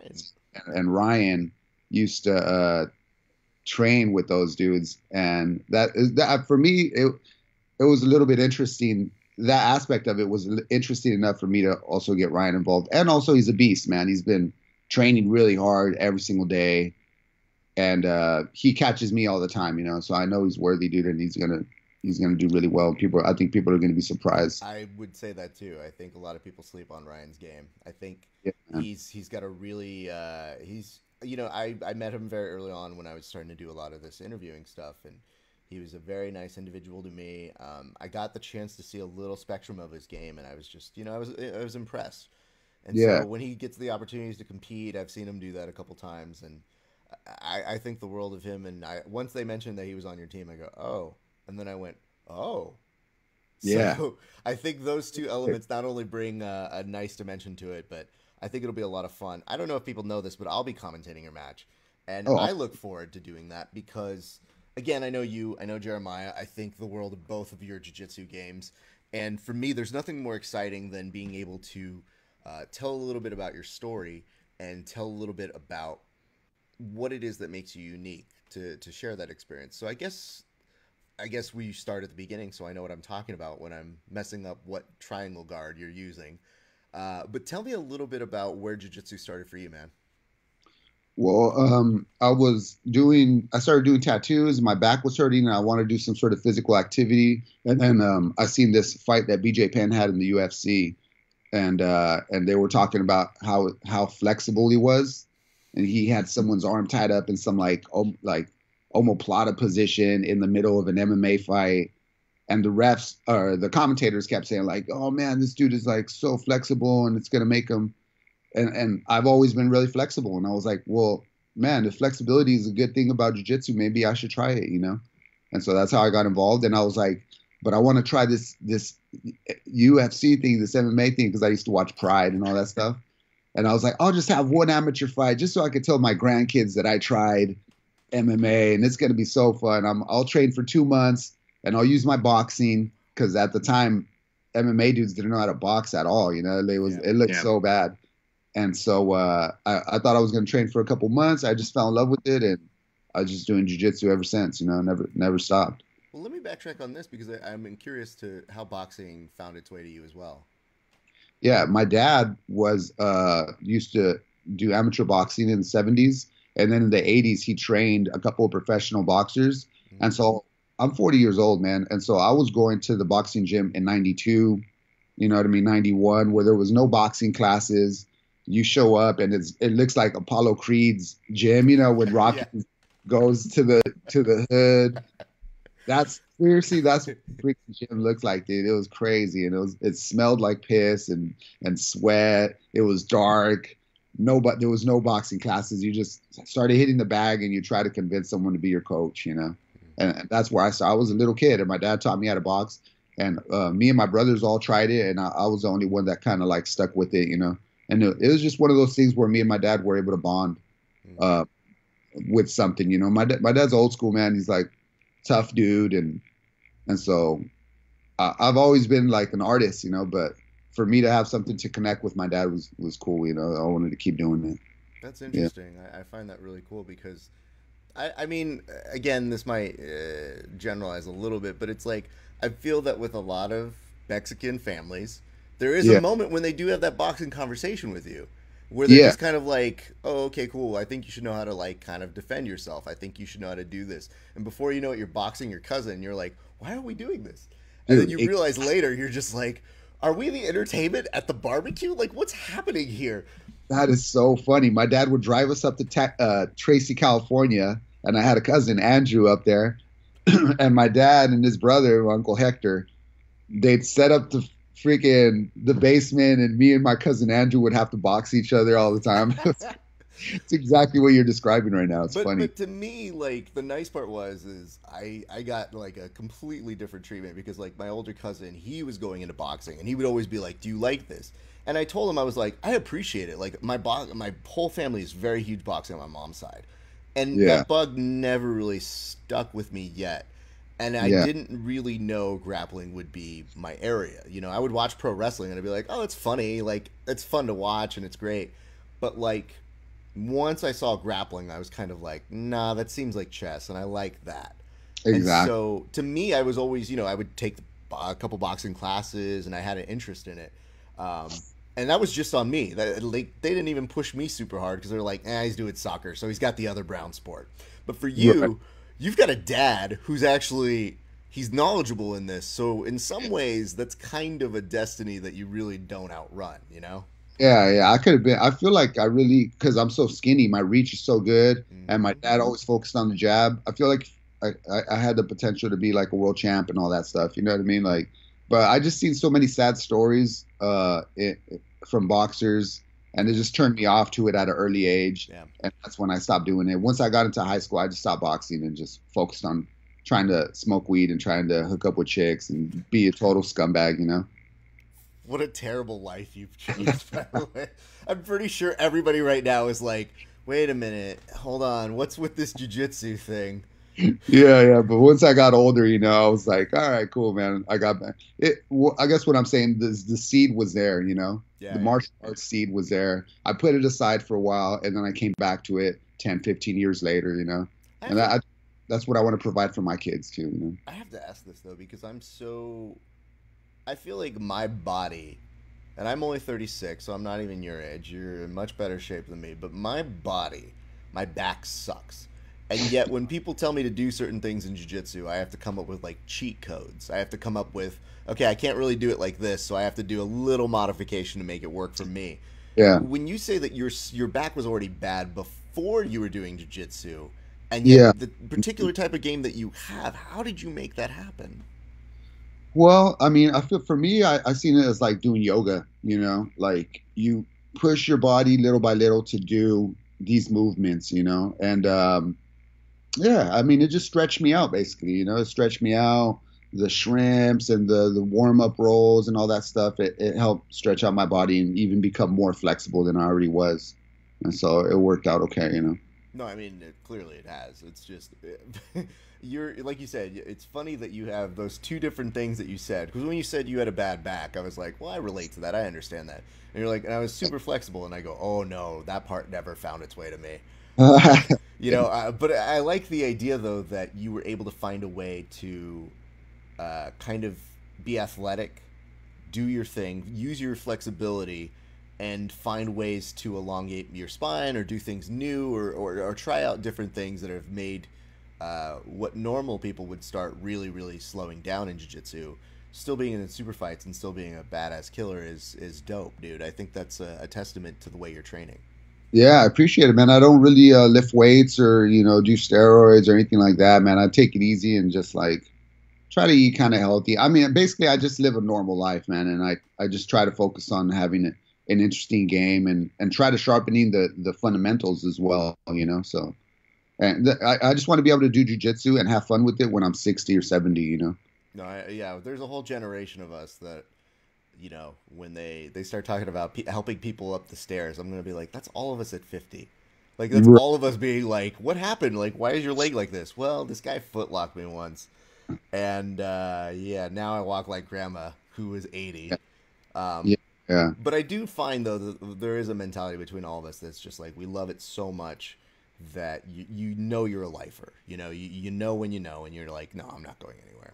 Right, right. So I'm curious what's going to happen with the dudes that are like training like 8 hours a day, and I don't judge them for it, but they're doing steroids and they're got to win everything and friggin' and like what happens to those dudes when they're older? You know what I mean? Like, do they still compete or like what's their game going to be like? You know what I mean? Like, I mean, whoever wants to train however they want to train, that's fine, But for me, I always try to think the long the long haul and be around for a long time, hopefully. absolutely, and I think you will too. And I'm curious on this because just the way you compete, like you mentioned fundamentals, and I think you have that.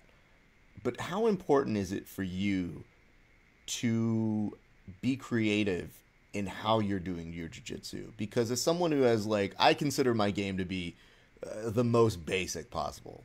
But for you, I think there's an element of artistry, and it seeps through other areas. Like you do really good artwork. You're a tattoo artist.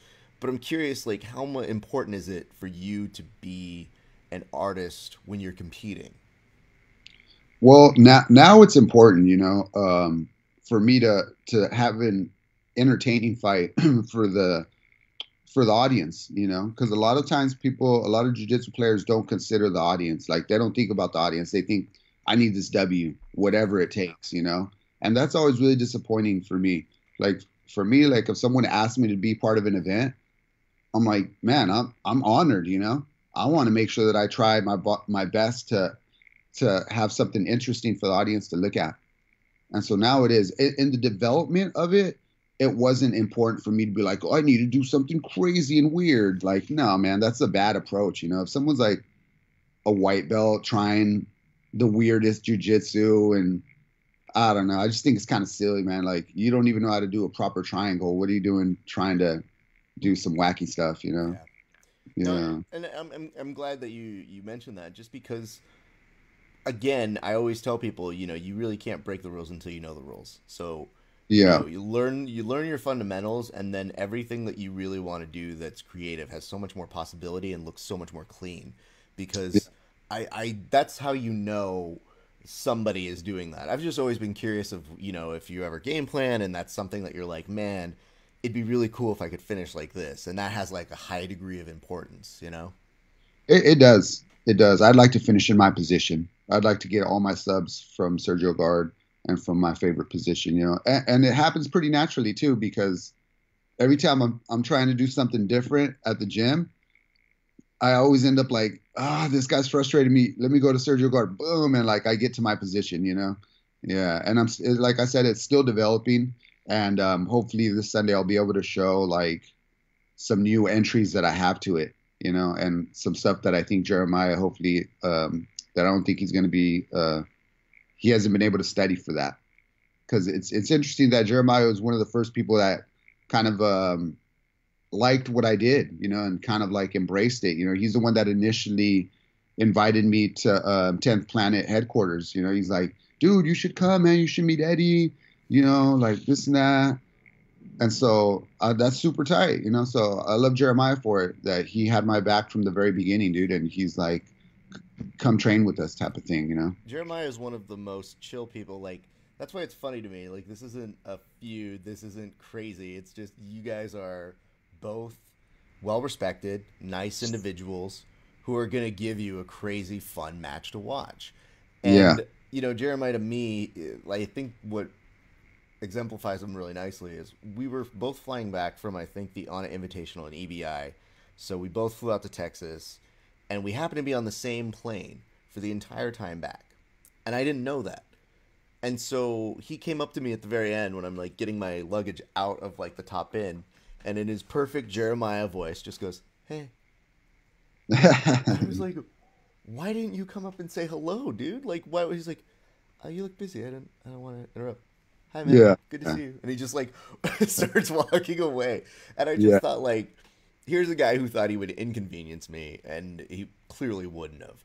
But he wanted to make sure to, say hello and check in on me. And he's very cordial, like my sister who takes photos. And all those things that you kind of go, man, this guy's a good dude. Like he seems like a quality human being. So Yeah, man, he's really cool, and his jujitsu has gotten so good in the last couple years. It's crazy, man. Like I'm curious myself if I could keep up with it, you know, yeah, yeah, because he's only been like climbing so fast, so good, you know. yeah. And it's he's like I said, it's that niceness of when you guys both turn it on, you both compete, Yeah. and you both have a switch. And I think the thing that credit to Drew is you guys both have creative games that'll make it fun for me. So as I'm commentating your match, I'm gonna 100% be looking, and I think there might be a moment or two when I might just stop and be like, I'm trying to figure out what they're doing too, guys, because I'm learning with you guys. Yeah, yeah, and I see some similarities in some of his most recent subs and some of the stuff that I do. Mm. And so now I'm thinking, how do I protect myself from something that I might potentially do, which is really weird. Absolutely, it's like reverse engineering, and it'd be like, how Yeah. would I kill me? Yeah, yeah, it's freaking crazy, man. So, because I see some of the subs that he's done, I'm like, I know I kind of familiar with that position. That Yeah. I don't want to end up there. Well, yeah, I mean, nothing exemplified it better than at Fight to Win for me personally when I saw him do that, like it's like a torture chamber, like leg coming back with the knee like right next to it, and I was just like, Oh, no. that was amazing. That was beautiful, man. That was one of the best subs of the year, man. That was so sick. Well, what's weird is they told him they had sub of the year. Really. They announced it before the year was done. They're like submission of the year, and I was like, dope, dude. Did you get some money from that? And he's like, no, they had a submission of the night. And I was like, I'd like point of order. Yeah, yeah, yeah. How can you be submission of the year and not get night? And he was just like, I don't know, dude. And so I was like, you know what? He's gonna do just fine getting submission bonuses in his career. Oh, dude, that thing like nasty, man. So Good for him, dude. Good for him. He deserves it. And unfortunately, the guy who he was competing against was kind of talking trash to him. And Really? yeah. That's what made it really awkward. Is that at like the weigh-ins the day before, I believe, he got like all up in his face and was just like, "What?" And Jeremiah did this where he just like, there's a beautiful photo of him just going. Like perfectly to the side, just laughing because he told me later. He's just told the guy. He said, "Hey man, this is just grappling, Yeah, yeah, exactly. I'm not that guy. I'm not gonna do that. Let's just have fun and do a show." And lo and behold, when that guy got put in that thing with his leg behind his head at the very beginning, he did that wave like, "No, I'm not tapping to this." Oh no, he did that. Yeah, I mean, if you go back and watch that footage, it's literally someone wrote out how that would go, and it went exactly like it's supposed to. So Yeah. anyway, the worst part is that MMA fighter. I know him. I know he's a fine human being. I just knew he was playing it up, and it seems natural to like create that enemy and be that person. But to me, I'm like, there are different ways to sell a fight. But, you know what I mean? Like, when we see you and Jeremiah even face off or even there, it's not like you're going to be like, all right, man, I'm going to put my forehead on your forehead, and we're going to fool these audience. That's not just what you guys do. I want to ask this because I see where you're at right now. Where are you at, sir, at this moment? I'm in my living room. You're in your living room. The art there is amazing. Did you draw that right there? No, this is my friend Taylor did this. And these are all different artists that are friends of mine and that I've collected stuff over the years and stuff. And so most of my artwork is at my tattoo shop, But Dope. Where is your tattoo shop? It's in City Heights in San Diego. And it's like 5 minutes from here, dude. It's like super close to here. Me and my wife just go there at noon every day. And pretty simple, man. I'm so curious, where did that begin? Like, where did you start doing, drawing like that? Well, I had a 9-to-5 job, and I didn't know what I wanted to do with my life. I hoped that something happened where I was able to have a creative life, And then one day I decided to walk out of my work and never work for anyone else ever again. And then I don't know what the hell that was going to be. And so I started painting murals and getting hired to paint murals. And then as I was painting one of these murals, somebody drove up and was like, "Hey, I'm opening up a tattoo shop. Would you be interested in learning how to tattoo?" And I had not one tattoo. I didn't know nothing about tattoos, no interest in it. And so initially I was just like, "Nah, I don't want to do that. That sounds dumb." And then, I just was staring at his number for a while. And finally, a couple of days later, I hit him up. And my boy Jesse, he put me on. He let me put my foot in the door. And that's just how it started, man. Good on you, and what's the name of the place? The name of the shop that I own is Pops Tattoos. Why Pops? I like the way it sounds. And then also, what's his name? Is it Keith Haring? Had a pop shop in New York in the 80s. And also my older brother calls my dad Pops. I call my dad Dad, but I always thought that was really sweet, and I like the way it sounds. And my dad's always been really helpful, both my mom and my dad, but that's cool, dude. That's really cool, because I'd always wondered. I was like, I feel like everybody has that moment when they learn to figure out what they're going to call either their dad or, like the nickname they give them. And, yeah. I think the first time I was like, I was telling somebody, I was like, yeah, I'm going to go see the old man. In front of him, he was just like, "I'm right here, son." And I was like, well, I mean, aren't you? Like, we should discuss this. You act that way, and every once in a while people will be like, "You still call me old man?" I was like, is he not? Did he stop being my old man? Yeah. It's just like, I don't know. Because I can't, there are some kids who do the like, Ralph, look at Ralph over here. And I'm like, nah, I can't. Yeah, right. Calling dad by their first name or their mom by their first name. Nope. Yeah, I think I tried to call my dad Pops once, and he's like, I kind of don't like it. It sounds old. But this was like a long time ago, So I expected that. I just call him Dad, Absolutely. Hey, man, I would love to keep this going, but I want to save some for on Sunday, because I definitely will want to catch up with you and Jeremiah and your teams. And thank you for announcing your teams with us. That's so dope. It is the Cali Kumite. It is over in Marietta, 10th Planet Marietta. It's open. They've also got divisions for kids and adults if you guys wanted to compete as well. Of course, Team Jeremiah and Team Sergio are going to be the showcase that we have. But there's also competitions for $40. You can go. It's double elimination. So if you're looking to get some good competition, it is for white, blue, and purple belts. I would highly recommend it. Drew's run some great in-house tournaments out that way. And that's a good price. I want to ask this. Do you have any sponsors you want to take care of, sir? Well, I just want to mention Arena MMA. That's where I've been training, and that's where Master Barrett's headquarters is at. And of course, Showy Roll's always had my back, and all the people at Showy Roll, man, it's like my favorite company, dude. They're the best, and that's about it. That's dope, dude. And I love the fact, I've mentioned this to you in person, but I have a high appreciation for those who do both, gi and no gi. To me, I always feel like, obviously you're competing this weekend in no gi, but I loved running into you at Drysdale's and seeing you in the gi and being like, yo, it's so cool when you see people have that appreciation for both disciplines, Yeah, I think that's the future. I think anybody that wants to be one of the top dudes in the world is going to have to do both and be good at it.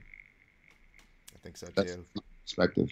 Well, listen, Sergio, I can't thank you enough for taking time to chat with us today, and I very much appreciate you coming on the very first edition of the Grappling Hour.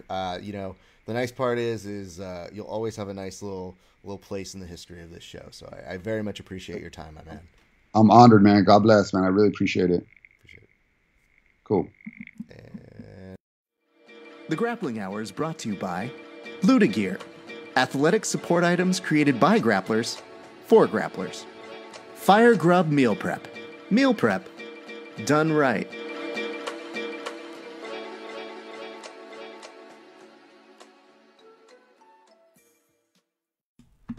Okay, so listen, this is great. I love Luda Gear.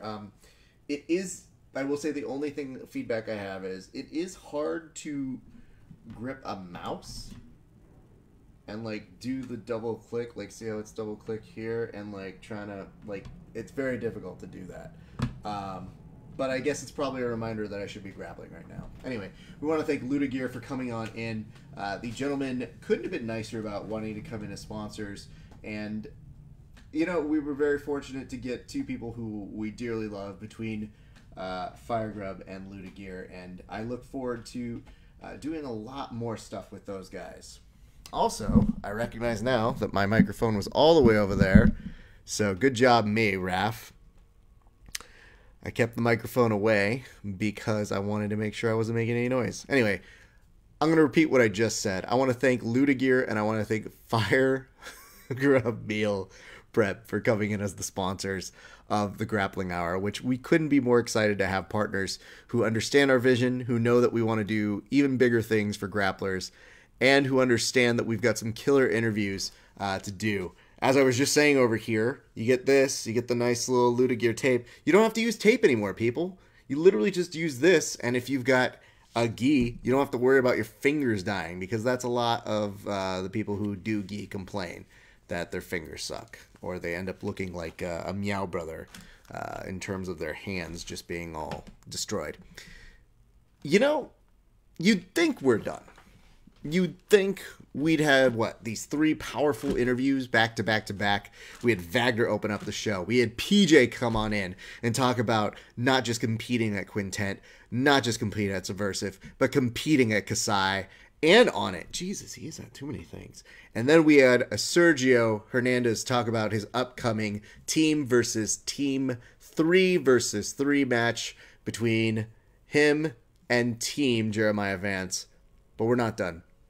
It's time to now go to an interview that I conducted over the weekend, and I've never done this before because normally I just put it on Verbal Tap, but for a momentous occasion such as the very first Grappling Hour, I wanted to make it so that you guys, you, our true fans, our true people, get to see the very first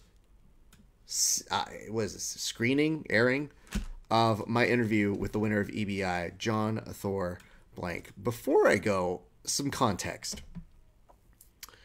John very famously won this weekend in short fashion in terms of time, but I had the opportunity to interview him once before at an Ultimate Mat Warriors, and what struck me about him was not just his ability to wear his emotions on his sleeve, but his good-naturedness, and one that sincerely extends beyond the time that we're interviewing.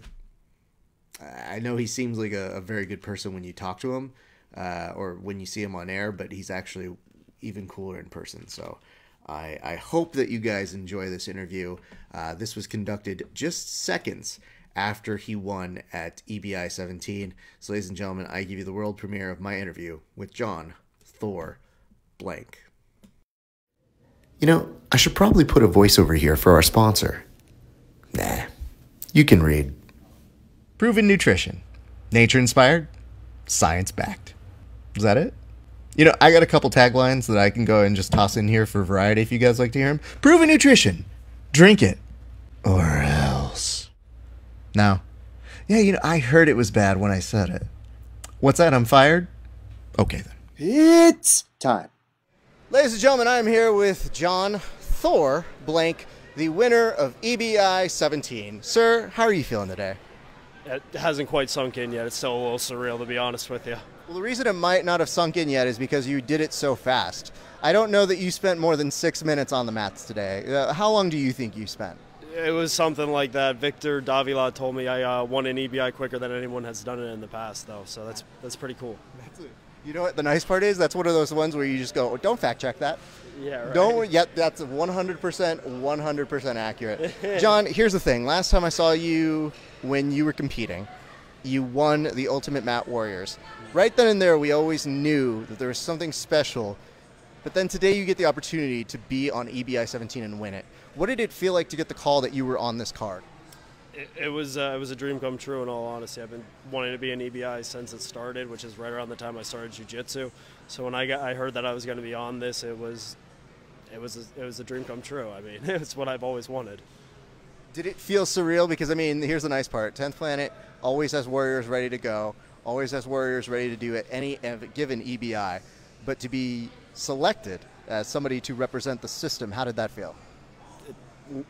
Just a little bit of validation. I kind of want to say, like, I have always known I'm good, and you know, I saw that I got picked for EBI, and I felt validated. You should, man. Because the nice part is you've been putting in your time. You've made very, very solid arguments as to being somebody who should be in consideration. But to me, I looked at you and I was just like, yo, dude, this is so great. We were talking about this from the very beginning. I got to talk about it with your good pals, JM and Zach, who, by the way, I don't know that you know this, but you rendered them as like really proud dads because they're normally like really chill. But when you won and the way that they like film things, it's like well, first of all, know that they look really dorky when they're filming you. So when they do it, they're just kind of sitting there, and you see them cheering, and they're all excited. It brings out a different side of them. And the nice part is like, you hold it down for them, and I thought that was really cool. What did you get to say to them after? I haven't really talked to them since. It's just been a whirlwind since it happened, in all honesty, man. But, you know, they're some of my best fucking friends in the world. I mean, I don't know. It's unreal. I will say, though, and I don't know if you even remember this, but when they went to hug you, you were so in the moment. I think you pushed Jay. I know, he's going to be so pissed at me. I went to give Zach a hug, and I pushed both of them, and I realize it now. JM's going to be so pissed at me, but I fucking shoved him. Why did you do that? I don't know. I was just in it. I'm sorry. Have you shoved them before like that? No. I don't know why I did it, but it was, I don't know. You remember doing it. You didn't like black out. I fucking clearly remember doing it, and I feel horrible now. I mean, they're not the best people in the world, you know. They are to me. I mean, to everybody else, they're okay. Oh yeah, they're pieces of shit to everyone else, but I mean, I really do feel bad. I gotta apologize to JM for that. I did shove him. You know what though? They need a good shoving every once in a while. And here's the nice part: is to look over at JM and be like, "Yeah, whatever, cover boy for combat jiu-jitsu." Yeah. At one point, and I'll tell you guys this: they almost didn't let JM in. I know this because I was actually backstage. So when I get the opportunity to see everything, and they're like, "Yo, they're not letting me in yet," and I was like, can you grab a poster and just be like, yeah, exactly. this guy? Exactly. It was a little messed up, the situation, but we got him in finally. We got him in. Now, let me ask this. What was the preparation like? Because when they tell me that I would be in an EBI, I'd be like, well, first of all, that's a mistake. But second of all, that's a lot of training. Then to tell you you're in a combat jiu-jitsu version of that, what was that training like? You know, I train hard, man. I work a full-time job. I get up at 4 in the morning to do my strength and conditioning. I do that in the morning, and I train after I get off work every day. I mean, it's a lot of work. It's not a lot of sleep, but you know, it's what it takes to do this shit and still have a full-time job. Of course, obviously, it pays off right there. Yeah. I guess the weird part is this, dude. I was saying this during the weigh-ins. I looked over at you. You get on the scale, and I was like, and I go over to Zach, and I go, can you tell him to tone it down? Because, like, your definition has definition. So it's a little embarrassing for the rest of us, especially us on Media Row, who don't look as cut as you, sir. So here's the thing. Now that you won this, can you, like, tone it down just like a smidge? Oh, I'm just gonna get fat now. I'm just gonna go drink all the beers, eat all the fuga de chow. That's what I'm trying to do after this. Is that what you've been missing? Dude, that's what I want to do right now. It closes at 10:30. I have no idea what time it is, but that's what I'm trying to do tonight. Well, here's the good news. Because your matches were so fast, I think you made a pretty good effort to get there very quickly. Exactly. So, okay, well, I don't want to keep you too long. I do want to – that's fine. You say that to me. However, I'm afraid if you were being too nice to me, you could end me very quickly. I want to ask this. What does this mean to you? What does this particular win at this particular moment in your life mean to you? It's a dream come true, man. You know, there's been a couple things in my life that are going on right now, and my life's never been better. My life has honestly never been better. I don't know what else to say. Man, you know what it is that I think the weird part is, and maybe people are seeing this happen real time, is I think when you said it hadn't hit you yet, it's slowly happening. Yeah. And I think it's really not going to come into effect until maybe tomorrow, maybe Monday, maybe when you go back and you see your team. Because I know this, I know everybody's going to be so proud of you, and that you do such a great job, man. And the nicest part about it is, I want to make sure people know this, because I don't mean to put you on blast, but I get a little bit of privileged information every once in a while. And I happen to be sitting right over there, and you had an opponent that you walked over to. And what did you say to your opponent right before you guys went into your finals? There's a little story. I saw him this morning. He was all annoyed. We were both annoyed because the weigh-ins were taking forever and we couldn't go eat. And then I saw him at breakfast this morning, so I go to him, winter's got to buy breakfast tomorrow. But I mean, winter should have the funds to do that, so that makes exactly. sense. But I love the fact that I get to see that, and it's not for show. It's not anything that, you even probably want advertised. I just think it's really cool because it's not just here. I've seen you do it at Ultimate Mat Warriors with Chase, who was a homie to you, and you guys compete hard, and then you're friends in a really cool way.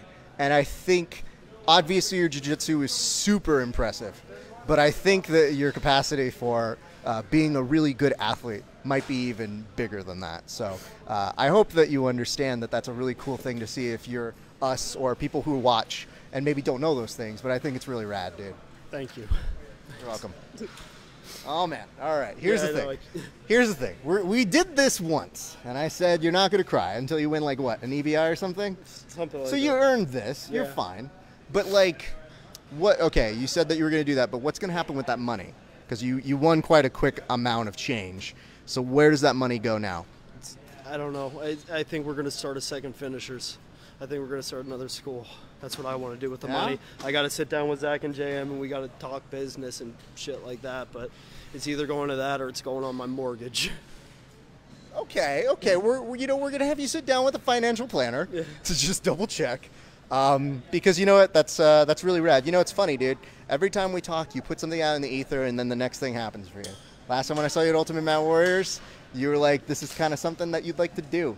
You did that. So I wouldn't be surprised if I see you very soon, and next thing you know, there's a really cool thing that happens. Whether it's you pay off your mortgage, which, kids, be responsible, or you open up another finishers. But I can only tell you this. It's really nice, and it's going to get only better than here, and no one is ever going to take that belt away from you, my friend. You work so hard. No! You're going to try and make me cry, and I'm not having that. I'll just tell you this, my man. Is there anything you want to say? Shout-outs to people, sponsors, all that good stuff? No, man. That's the part you got to take. Being a champion means, yes, I'd like to go ahead and thank all of my sponsors. Do you not still have sponsors? And I think it's kind of a dumb situation. No, I'm going to use the real word. Shitty situation. This man doesn't have sponsors because he just crushed it today with some high-caliber competition. Because kind of does pretty good at jiu-jitsu. Next time I interview this man, somebody sponsoring him. I don't care who it is. I hope it's good. But you know who you are. Sponsor this man.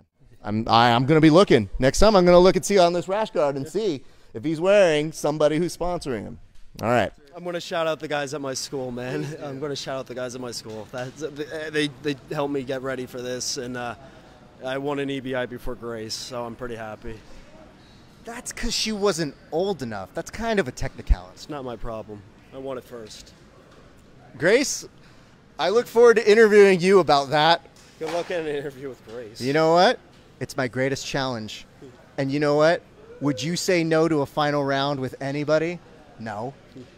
She may be my final round of interviewing. It's not true. I got a lot of people to interview. Okay, well, that's cool. And you did win before her, technically, even though it's on a technicality. So I just want to make sure she's a child who's going to be competing at a very, very adult, crazy rate.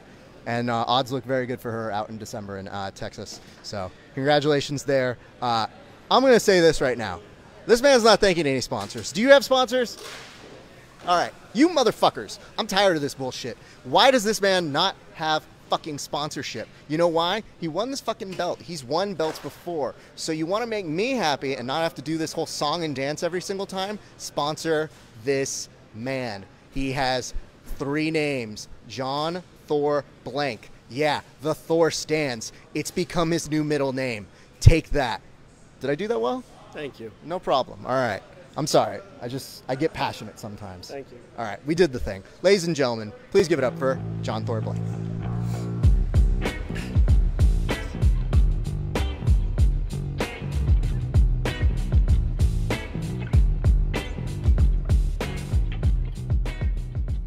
Did a phenomenal job out there. We look forward to seeing you come back and win again. Thank you. And for the love of God, get sponsorship, you assholes. The Grappling Hour is brought to you by Luda Gear, Athletic support items created by grapplers for grapplers. Fire Grub Meal Prep. Meal prep done right.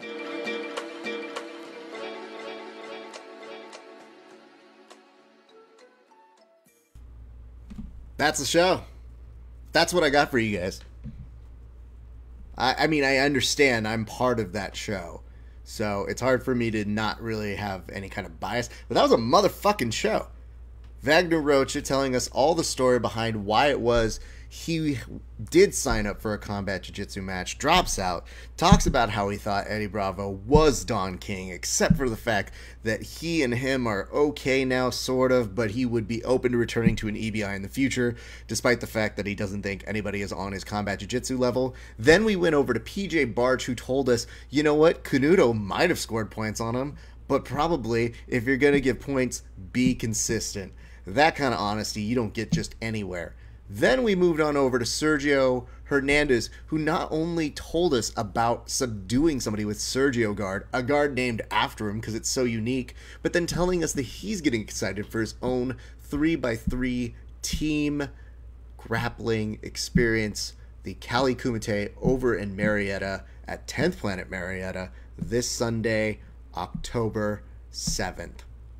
And then for funsies, you got to hear from the man himself, John Thor Blank, the winner of EBI 17, who did it in the most dominant fashion we've ever seen at an EBI before, because he was able to sub everybody quicker than anybody in that history. And think about the fact that we've seen 16 other EBIs. Think about how quickly we've seen Eddie Wolverine Cummings in those matches, and know that he is part of that lineage as well. Of absolute killers. It's a pretty good show. Even if I wasn't making it, I'd probably say, all right, Raph, I'll give you that. Anyway, guys, I'm done bragging about it. I want to say this. The past 7 years of my life I've been working to be a grappler who does broadcast, and it is my hope that we have been able to bring a lot of grapplers into the forefront. It's my hope that we're able to do that even more with this new show. And the only way that's going to happen is if you guys continue to support. So if you could do me a solid, versions of this audio cast will be on.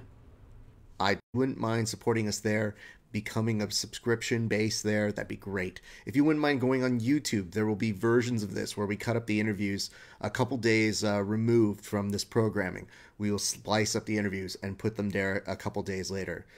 If you could go ahead and give us ratings, ranks, reviews on all of those things in addition to subscribing, it would be a huge, huge help.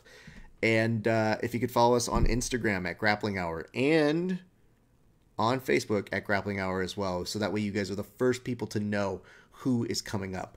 And it's my hope to go ahead and continue elevating this. I said it before, but I'll say it again.